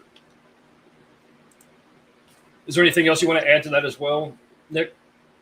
No, I mean, that's personally all I can think of. I mean, any donation helps. I mean, I try and always post them because we get donations through the link on Facebook every now and then. You get those, what are they called, Network for Good or whatever it is, where they tax the hell out of it. But I've gotten checks as small as $5 and of course bigger too. And it doesn't say who donates them. So I always, when I get those, I try and make a point of going on there and thanking whoever it was, because I don't know. And every little bit helps. I mean, every penny does something. It's just, we want to do more. We want to grow because we want to do more. It's, like that Zig Ziglar quote, and I'll screw it up, so I'll just paraphrase it because I can't quote even the Bible perfect, I'll be honest. If you do a job you like, you never work a day in your life. This is something I'm passionate about, helping my country, my community, and my brothers and sisters and their families. And I'd like to do it full time, 100%, be able to just do this and only this while the kids are in school, and then afterwards be a family man as much as possible. That's what I want to do. It's who I am. And hopefully someday with some help that comes to fruition. I mean, I've been working on it almost 7 years, so hopefully soon. And that was spot on Zig Ziglar's quote. And Was it? It's spot on, trust me. And he was one of my life coaches, because I started my whole career in real estate and everything else too. And I'd always, go to the different seminars, listen to it and stuff like that. And it's funny you brought that up because that's one of the quotes that actually stuck with me. It's why I do what I do in every career I select. I'm not one of them guys that just dive into something that, I'll do this just for the dollar. I have to have a passion about it because it's like, blinking your eyes. It's a natural movement. It's a natural instinct, and it's one of the things that transitions from I have to go to work to I get to go to work. This is what I love doing. This is the service I like providing for others, their families, their businesses, their organizations, whatever the case may be. So yeah, that's the truth behind that. And I also want to get into. I know you're in the process of writing a book. About 100 pages less or whatever about the things behind that. So what's your book going to entail, and what's kind of like the message, or what's the overall objective of the book? So it's untitled right now. I'm kind of leaning towards titling it The Greater Truth, because a lot of it is about truth and stuff I've experienced personally and can talk about. But it's going to be, about my childhood, kind of what led me to military service, some experiences that are not classified. Not that I have a bunch of classified stuff in my record, but it's not just another war book. Not saying those don't need to be told, those stories, but it's going to be kind of something in there for everybody. There's some poetry I write, some thoughts I have, sayings, beliefs, different. It's kind of a good mix. A lot of shout outs of different people I've had the privilege of meeting or working with through the nonprofit journey. And it's not a name drop to sell a book. It's just some of the names I've encountered is kind of like an homage and a thank you for helping me on the journey thing, instead of a, hey, let's put a big name in the book and sell 1 million copies, because I'm probably going to self-publish just because I want more money coming back this way. Right. Another thing too that I want to kind of put this in perspective for the viewers as well too, and a message to you as well too, Nick. That I hope during like the editing process of everything else that because you stated that you're about to talk about your childhood and everything else too. I believe that's vital. Because it's one of the questions that I lead into almost every broadcast. When I ask an individual, what led you into this? Okay. So you sharing in that book, your childhood, that's going to, as people read that, it's going to help put in perspective of why you enlisted, or even the decisions you made, that latter in your life, but it's vital. So, I mean, I pray that, you maintain that portion of that book, because it's going to be vital to every chapter thereafter, because it's the why you made the decision. It's how you were brought up and things like that. So. Well, and I say it, again, paraphrasing. There's some other words in there, but I talk about growing up. How abusive my stepdad was, right? And he's a veteran himself. He didn't really, deploy or do anything, but he served, and he hated me because I wasn't his kid, kind of thing. And I talk about around the time of the Rodney King beatings, not to glorify him in any form or fashion, but I talk about how I seen that on TV as a kid and got beat like that at home and didn't realize you could get paid money for getting your ass whooped. I mean, kind of thing. And, I talk about some of these thoughts I had when certain events happened, that I experienced growing up. And then, just some of my thoughts in my writings, whether it's a poetry thing, whether it's a quote thing. I just want to put as much of me out there as possible, because I think there's too many people in society that hide behind a camera or a social keyboard. Media. Yeah, or an award they got in the military instead of being them true selves. Like, I grew up, an athlete, and I always thought, playing music was lame as hell. Like, I was like, oh yeah, that's something nerds do that can't play football or wrestle, right? Like, that was my mindset growing up.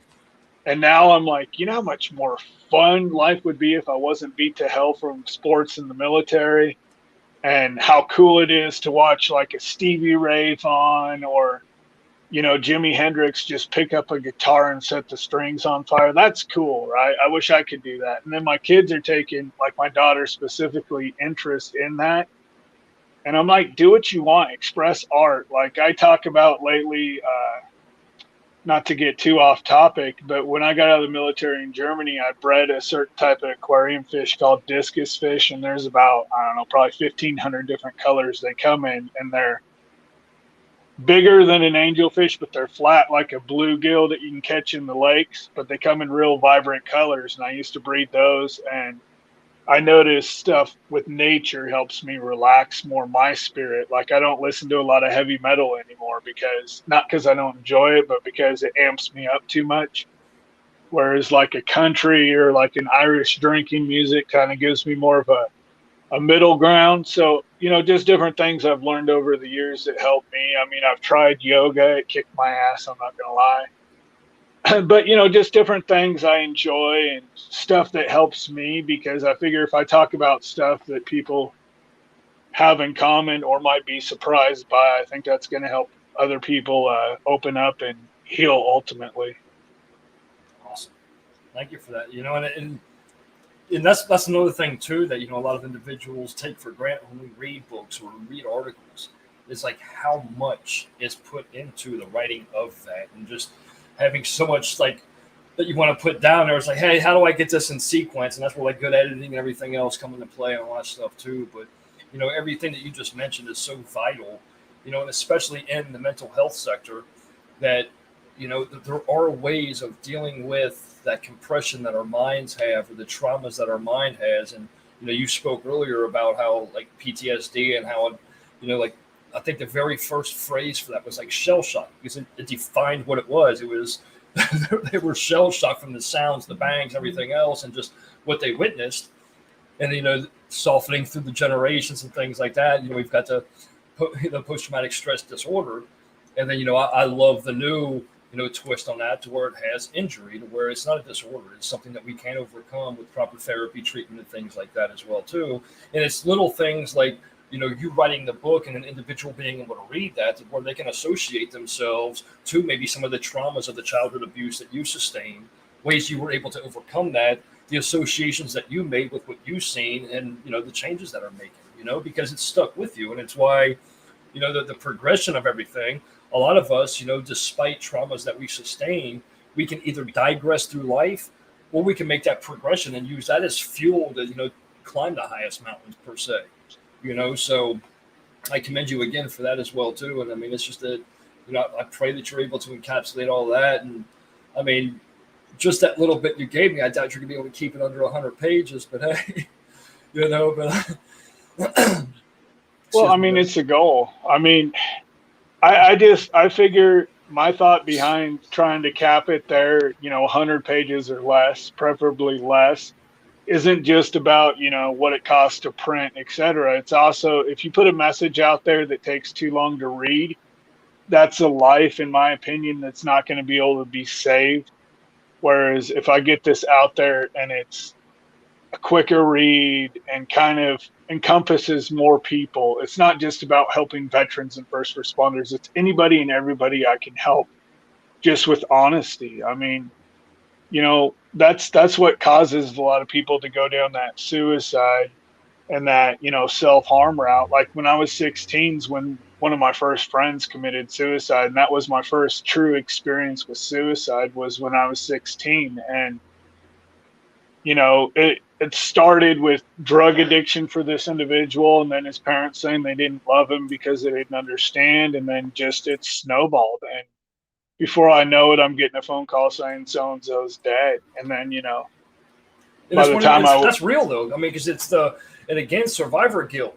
A lot of individuals don't realize how that really affects us, especially when something like that, we just say 16 years old, to where it's we beat ourselves down. Why didn't they call me? Or, maybe I should have done a buddy check more often with my friends or family and stuff like that, to where you can really make a difference. And if somebody reads your words to where they don't feel so alone, to where, hey, look, you're not the only person that had their parents tell them that they were worthless. I got thrown out when I was 12, so it's that relation, as far as hey, look, you're not alone in this world. Somebody else experienced this as well too. Here are different ways that, I was able to overcome that, so that's vital. And I'm glad you just brought that up, because that is a message that so many individuals need to hear. And not only that, but that message, ultimately could be something that saves somebody's life. And even if it is just one person that read it and you spared their life, or even if it was just for the minutes that they took to read it, you still saved their life regardless of how you look at it, so stick with that. And we gotta, like when I've taken some calls from suicidal veterans and reached out to try and help them overcome whatever it is. A lot of times what I'm discovering is a lot of vets move away from areas where their family is, maybe because of a bad upbringing or a job opportunity that fell through or a relationship, whatever, right? But majority of the time I'm seeing it as one of those three things. And then they experience, guys and gals alike, they don't go to the gym as much or whatever else. They're not getting enough attention from whatever their desired physical partner is, or opposite sex, whatever. And it causes them to spiral too, and I've seen that. And it's like, they call you and they're depressed, or you get a hold of them, and within 10 minutes in the call, you're like, cool, you're not dead yet. So obviously there's something I can help with. So what's going on? What really is bothering you? Let's talk about, adult to adult, what the hell's going on here? Because here's the thing people don't think about. Like I believe he was a major in the Army that made national news a couple years ago, or lieutenant colonel that killed himself at a VA parking lot because he couldn't get services, right? That should never happen. But here's the thing: if you kill yourself as a veteran, especially in a place like the VA, right? Other vets see it, your kids see it as permission, kind of like an acceptable thing. It might be another vet that's in charge of cleaning you up, sorry to be graphic, or investigating your incident. And that's what I'm saying. And then it might be a vet reporter covering it, and it just snowballs from there. And that's it's a chain point. reaction. Well, another thing too, though, is the flip side to that as the reasoning why individuals make that decision to kind of leave the mark. Because in today's society, the sad reality is the very fact that it takes a fucking tragedy for anybody to even take action. You could put in 1,000,000 petitions and it's just shoved off the desk of whatever politician or whatever respective community leader is sitting there. But then all of a sudden a tragedy happens. It's like, oh, well, maybe we should have addressed that bridge before it collapsed, 5 years ago when we were first addressed about it. So a lot of individuals, it isn't because they're really giving up on themselves. They are making that sacrifice, and it seems so selfish and everything else, but that is the real reason. Like you just said, he did it because he couldn't receive the services. Well, hey, I'm going to show you. You're going to make a change now and start addressing these issues because this is a real issue. And it sounds sad. It's a dark view of that, but it's a view that needs to be had because a lot of individuals are doing that to leave a message. Just the same as a lot of individuals that attempt suicide, they really don't want the suicide. They just want people to say, well, hey, why are you considering this? What is really going on up here? And how can I help, or how can any other resource help? So it needs to be spoken about, and that's what, some of the things, my past broadcasts and things that I do actively every day is the whole thing about smashing the stigma. Because if nobody knows that shit's bothering you, we can't do anything as a whole to ensure that, we're all able to step above and beyond the different traumas we've all faced, so. Well, and it's like recently a friend of mine, she's not a vet herself, but her husband had some issues and she reached out to me. So we sent him, just something simple like a personalized note, a couple of T-shirts for him, and some of our armbands, just something simple to say, hey, we're here, we care.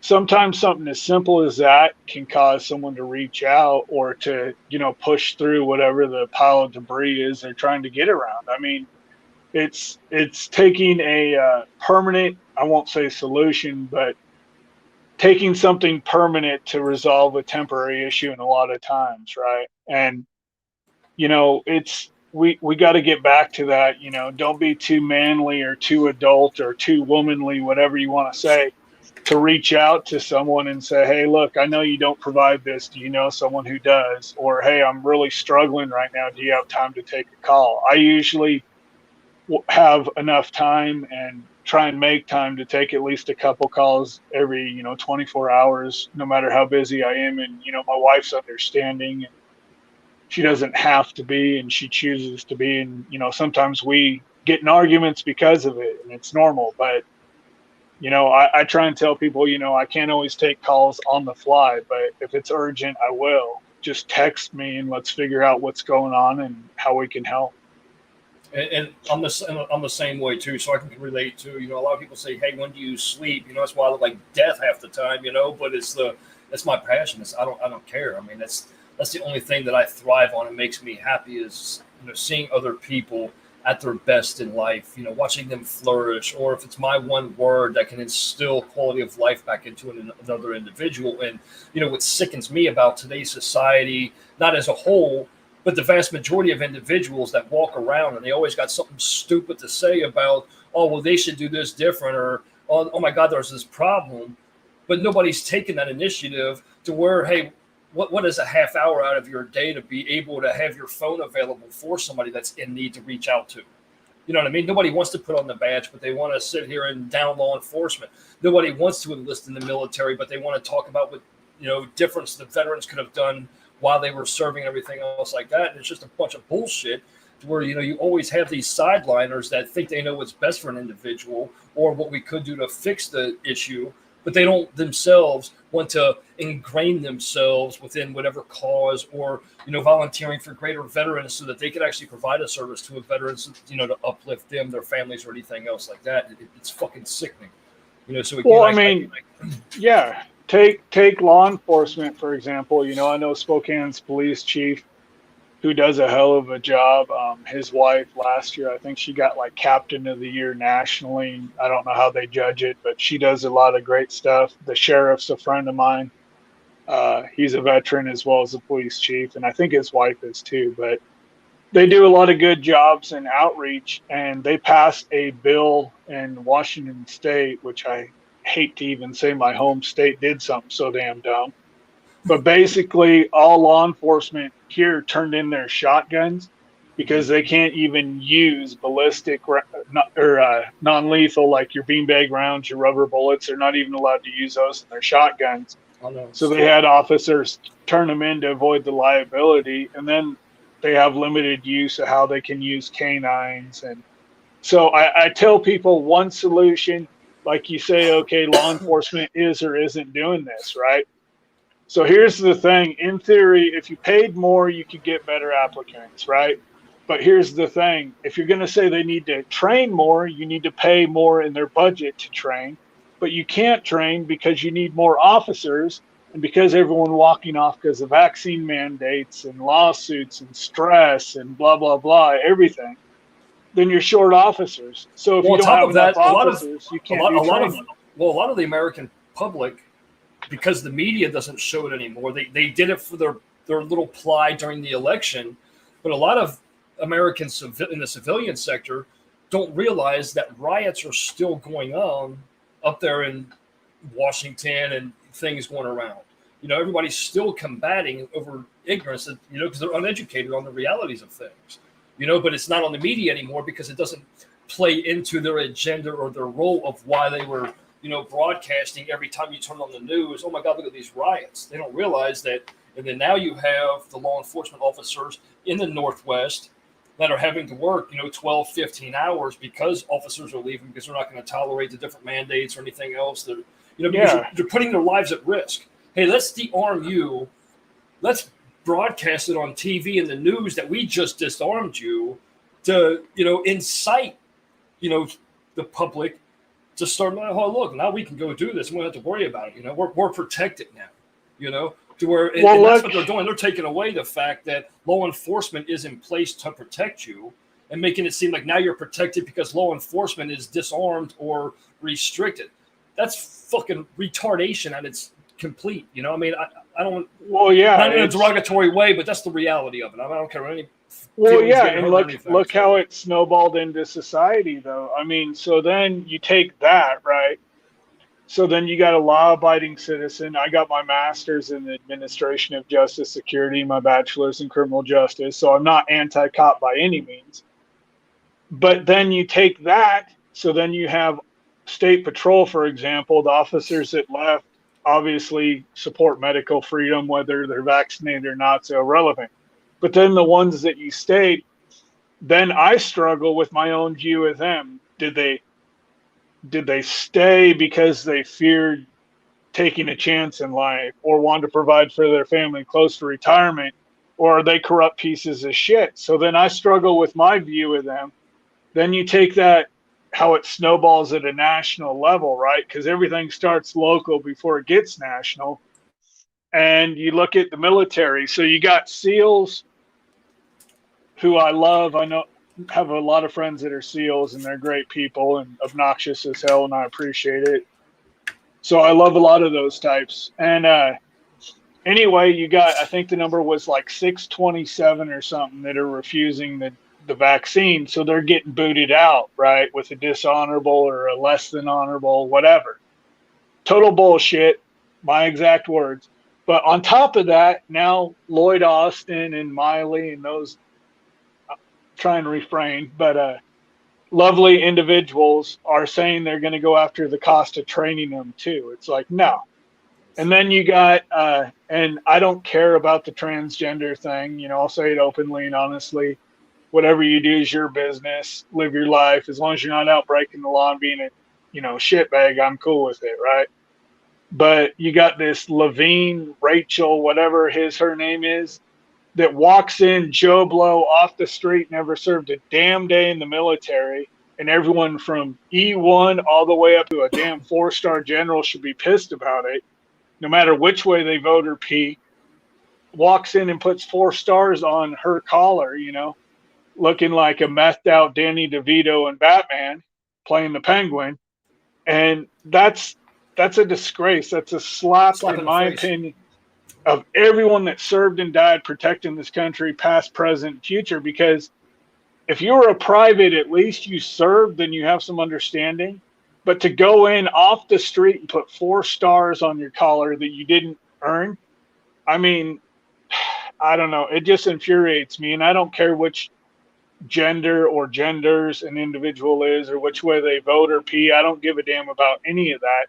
But that's ridiculous. That's absurd. And that's what I'm saying. It snowballs with the decay of society. Yeah.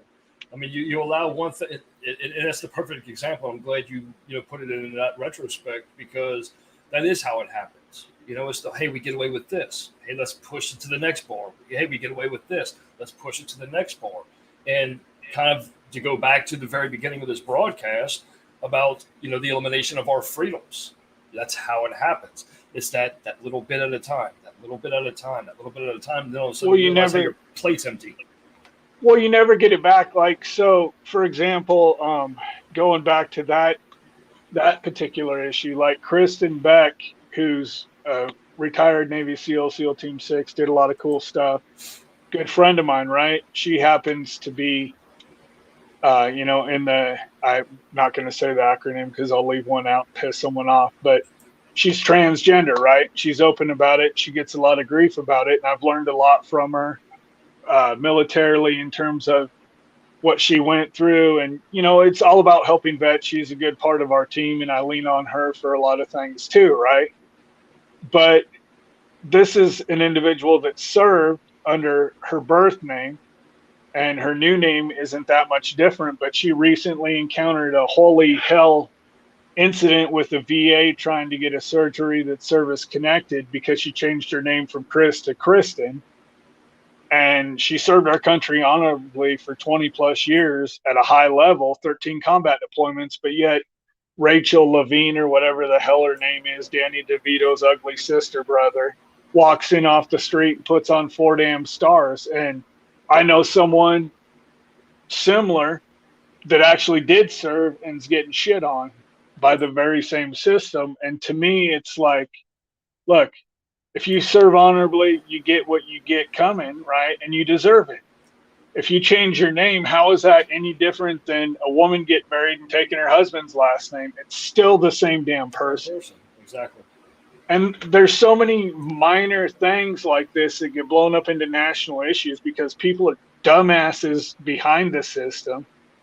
And it's like we need to unify as a veteran community and as an American society and decide what things are okay and what things aren't, and stick to our guns. And we already did that a couple 100 years ago when we wrote a constitution, and no one wants to follow it. Well, let's amend it. No, let's not. That's what Americans are supposed to be. We're fierce warriors. We're fierce lovers. We love our freedoms. That's it. Anything that goes against that is un-American. It's already been decided. We've all been raised that way. But now you got people because It don't they fit have, my agenda. Let's change it. yeah, no, let's not say we did. God, Right. it's ridiculous. Like you look at growing up. I mean, I think we're about the same age. I'm 40, but growing up, we did the Pledge of Allegiance in school, and some schools don't even do that anymore. I don't even know if my daughter's school does it, to be honest. I should probably ask. But something so simple, I've heard people say, well, it's racist or it's this or it's that. And it's what it is, in my opinion, it's unifying not only under one flag and one cause, but one very patriotic cause that there'll be some of us willing to die to protect. And that's what it's about. That's what America is. If you don't want to sacrifice, fine. But some of us will gladly. All we're asking for is what we earned. We're not asking for more, just what we earned. And we're okay with you being a different religion, a different whatever. Every But country in the don't take my world shit. has a flag. That's the funny thing about it is, people associate, like you just said, people associate the flag with racism or, this, that, or the other. Every country has a flag. That flag represents their foundation of why they stand. Our national anthem is a foundation of why we stand.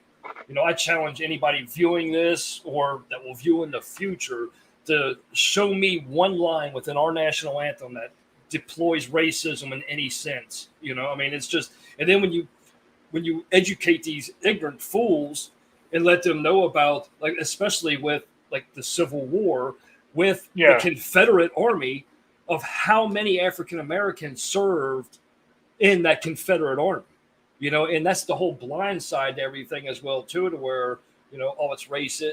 It's just uneducated people making decisions. And this offends me. Well, it gets thrown around too much, like, the word itself, look at what it means. If someone says something you don't agree with, okay, it might be messed up. It might not be right according to you. That doesn't mean they're racist, and that's what I'm saying is we're at a critical point right now where education's key, but also deeds are key. And by deeds, I mean putting in the work, saying, hey, look, here's how we fix it, provide solutions. Because if you just complain about something and don't provide a solution, it is complaining. But if you speak out and you're vocal and you advocate and you lay a path that you believe based on your research, experience, etc., on how to fix things, and it's ignored, then you just got to keep beating that drum louder and gain momentum, because that's, again, an American way is to be a fighter. That's what we do. But it's so frowned upon to have testosterone nowadays. And you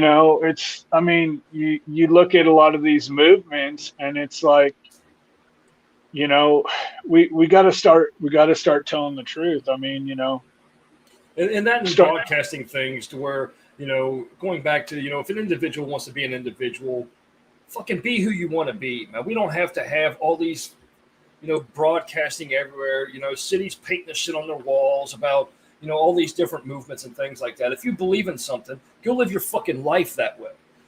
Instead of, sitting there trying to promote something, because you look at half these clowns, it's almost like the individuals that, go to church on Sunday, but, they're the Antichrist the other 6 days of the week, or even the 7 days. They're only that Christian for that little hour that they're actually in church, and it's the same thing with all these different movements, all these different causes. Their actions are not reinforcing their beliefs. It's not reinforcing what they just spoke to you about. And that's the aggravating thing about it, is the fact that, like you just said perfectly with, the deeds. Hey, it's one thing to have something in principle or in practice, but what are you actually doing to make that difference or to put it into fruition? So. Well, look, for example, recently, right? So I left my job. I got disqualified for unemployment the same day after they approved, or the next day after they approved me, because I said I didn't agree with the president's decisions and some other issues I'm not going to mention on here why I left. I got sick of the BS. But they assume because I said I'm sick of the president's decisions, it was because of the vaccine, even though that's not mentioned. But you can't get anyone on the phone here to contest that. But you're okay giving money to people that don't deserve it, that are perennial shitbags or coming here to do us harm. You're okay with giving them large chunks of money. And that's what I'm saying is it's like, we don't have to redefine, things like who's a citizen, who can vote, who can't, because it's already in the Constitution. If you are not a U.S. citizen by birth or naturalization, you are not a citizen. That is already identified in the Constitution, right? But hey, it's not here's some up money. for debate. Yeah. And I told my wife, I said, I'm about ready to go get, sleep in the woods for a week, walk across and identify as an illegal alien for the $450,000. And then show them my VA card right after I get the check and say, screw you. I mean, it's ridiculous. Throwing money at something or a cause isn't going to fix it. I don't care what.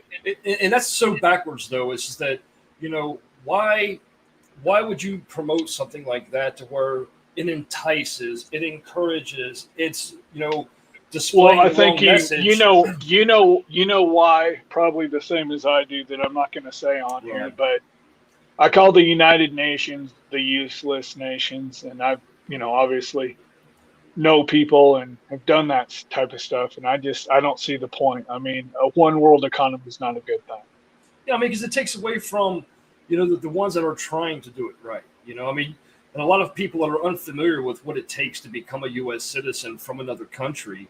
I mean, some of these my wife individuals did the process, so that's what I'm saying. So exactly firsthand. So when they try to bring their families over with them, excuse me, they actually have to show that they can support this individual that they're bringing over. They have to show financial support, that they can financially support this individual for at least 1 year while they're trying to become citizens themselves. So you have this sector of individuals like your wife that did it the right way, and they're seeing, hey, we're promoting people to do it the wrong way. We're going to give you money if you do it the wrong way. Well, and I'm insane. not against people immigrating here to other countries, right? I'm not at all against that. I want us to continue to be the land of opportunity. But with all that being said, just to make it point blank, crystal is, clear, that I want it done the right way, right? We can be the land of opportunity, but we can't take opportunity away from people that are already here or that are already citizens or that serve our country as veterans, as first responders, et cetera. We can't take away their opportunities, their freedoms, and their money to give it to someone else and just hand it to them like free candy. We can't do that either. We got to have the balance. There's got to be the happy medium, and we need to. That's not a racist concept. Other countries do the same shit. Germany, I had to do a visa to stay there and work as a DoD civilian, and I had to go through a rigorous process, right? For the 2 years I was contracting, and that's not racist. That's what they do. You either fill out the paperwork or you can get the hell on. It's the law. I mean, that's what I'm saying. So either we have to completely get rid of borders everywhere that everyone's happy, or we have to have a process, right? And I'm not against hard workers coming to our country. I'm not against people fleeing asylum or fleeing, bad situations to seek asylum here.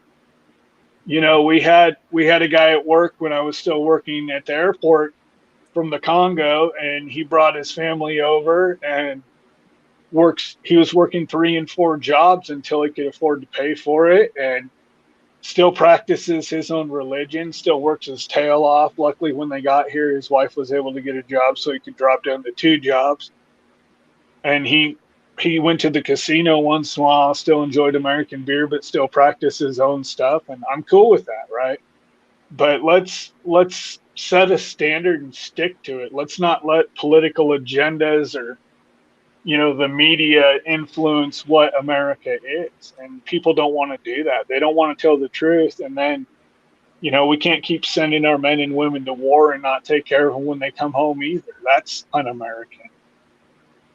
You know, I mean, look at the VA's original mission statement when it was designed by Abraham Lincoln. That's how long the VA has been around in some form or fashion. And again, I'm going to have to paraphrase it because I don't have it in front of me and I'll misquote it. But the gist of it is to provide lifelong cost-free medical care to those that bear the burden of battle. I think that's actually in there. But it's for them and their family, right? Lifelong cost-free. And all we're asking for is us, the veteran, to be taken care of. And we're struggling with that. And it's like, this was created to take care of us and our family, and we're only asking for us, and you guys can't even do that. Yeah, and that's the same too with the same thing with Social Security. That goes with veterans care as well too. That certain taxes are paid in specifically for these provisions. There is no possible way, you know, and Reagan addressed it back in his administration, that there's no possible way that the Social Security Administration could be millions upon millions of dollars in debt to where 83% of individuals that pay into Social Security die before they collect 1 cent. Same thing with the Veterans Administration. You have all this money being paid in that, you know, you, your family, others are entitled to, that it's we don't have the provisions, we don't have the money. Well, where the fuck did it go? Because it was specifically set in place to provide for, you know, you, your family, other veterans that served, you know, and so that they don't have to be on a decline, rather than being able to have that quality of life that they deserved and they fought for and they earned, period. Well, and that's exactly right. But, you know, like another thing, you know, kind of off topic, but you look at, even in a freer state like yours in Florida, but you look at all the pointless taxes and fees and permits you have to have. Like, go basic, say a concealed weapons permit in itself is technically speaking unconstitutional because nowhere in the Second Amendment. Yeah. I mean, you have states like Alaska where a felon can carry because of the state itself and the wildlife and that. But yet you're still going to say, hey, I need a concealed carry permit. Why? You have Arizona and I think Idaho, and I think there's a couple others that went with constitutional carry that no longer require it. But then you take something even more basic that applies to more people, registering your car or registering your pet. So you're gonna tell me if my dogs are in my yard or on a leash or in my vehicle at all times. That's the only places they are. The only time they're not in one of those places when they're on the living room floor passed out, right? That I need to pay you almost $100 a year per dog, and then you can tell me how many I can legally own. Why? For what? You know, or even something as simple as energy, charging people for energy and water, something that occurs naturally in nature. You're going to charge me a monthly fee for using water. I mean, that's what I'm saying. Let's talk about some of these fees and taxes. You want to increase funding for veteran programming or give away money? Let's talk about how we can get more of it back in our pocket as people, right? Like, everyone's like, we want more made in America. So do I. But the bottom line is, if we have to outsource everything because we're taxing American companies so heavily to operate here and to produce here, then we're cutting our own throats on that too. And those are things people don't think about. You know, a lot of things, like, going with that is a lot of people don't understand that the reason why we're able to have the economy we have today and fair market trade, you know, under the, you know, socialism, capitalism, blah, blah, blah, you know, is because we have foreign trade. So it is vital that, you know, we kind of do that exchange of goods, because if it was everything 100% American made, do you know how much an individual would pay for a simple vehicle? Or, you know, it would be astronomical, you know, but it's kind of that business side is out of sight, out of mind to a lot of people. So but I mean, I do want to see, you know, more factories opening up here, but, you know, the big corporate chain, it's cheaper to go do it over here. Or there's so many regulations and taxes that, like you just said, you know, why do those taxes have to be there? Why would you not lower the taxes for the business owners that are giving out? Because then, you know, you're providing jobs, you're providing goods. I mean, you're meeting every need across the board So why not lower those taxes, lower those fees? And it's just ignorance. Well, I mean, uh, look at all this stuff just in a simpler form. I mean, like say you take the legalization of marijuana, right, nationally, not just state by state, They right? did that for the taxes. Exactly, because here's the thing, right? You can grow it yourself. Not saying you should or shouldn't. That's a personal choice. But what harmful effects comes from marijuana use typically? Like, let's just talk on a pure American level, right? So if you get high, you're gonna order fast food most likely, right? That stimulates the economy. You might want to partake in some fun times with the old lady, right? That makes another American. But what it comes down to ultimately is that big tobacco farms aren't growing marijuana and packaging it to where the government can tax the hell out of it. And that's the reason it's not nationally legal. It's not because someone goes out, smokes a joint, and they're like, you know what? I'm feeling kind of lazy today. I think I'm going to go shoot up a bank. I mean, that's not how it works. And the You know, comedy I'm not. behind it, I mean, it's not really comical, but the comedy behind that very fact is that two of the most damaging, I'm not gonna say drugs, but two of the most damaging drugs is alcohol and tobacco. Yet it's legal. Yet it's because of that high taxation and what the government as a whole gets out of it. They don't care how you're But what did destroying it? yourself. But what did it take to make alcohol legal again when it Yeah. wasn't? It took a bunch of gangsters saying, "Okay, cool, we're going to do it anyway," Anyway, and a bunch of moonshiners that ultimately led to the creation of NASCAR based on how they were running the shine. And that's what I'm saying is it's a personal choice, and it sometimes we have to. I'm not saying legalize everything, right?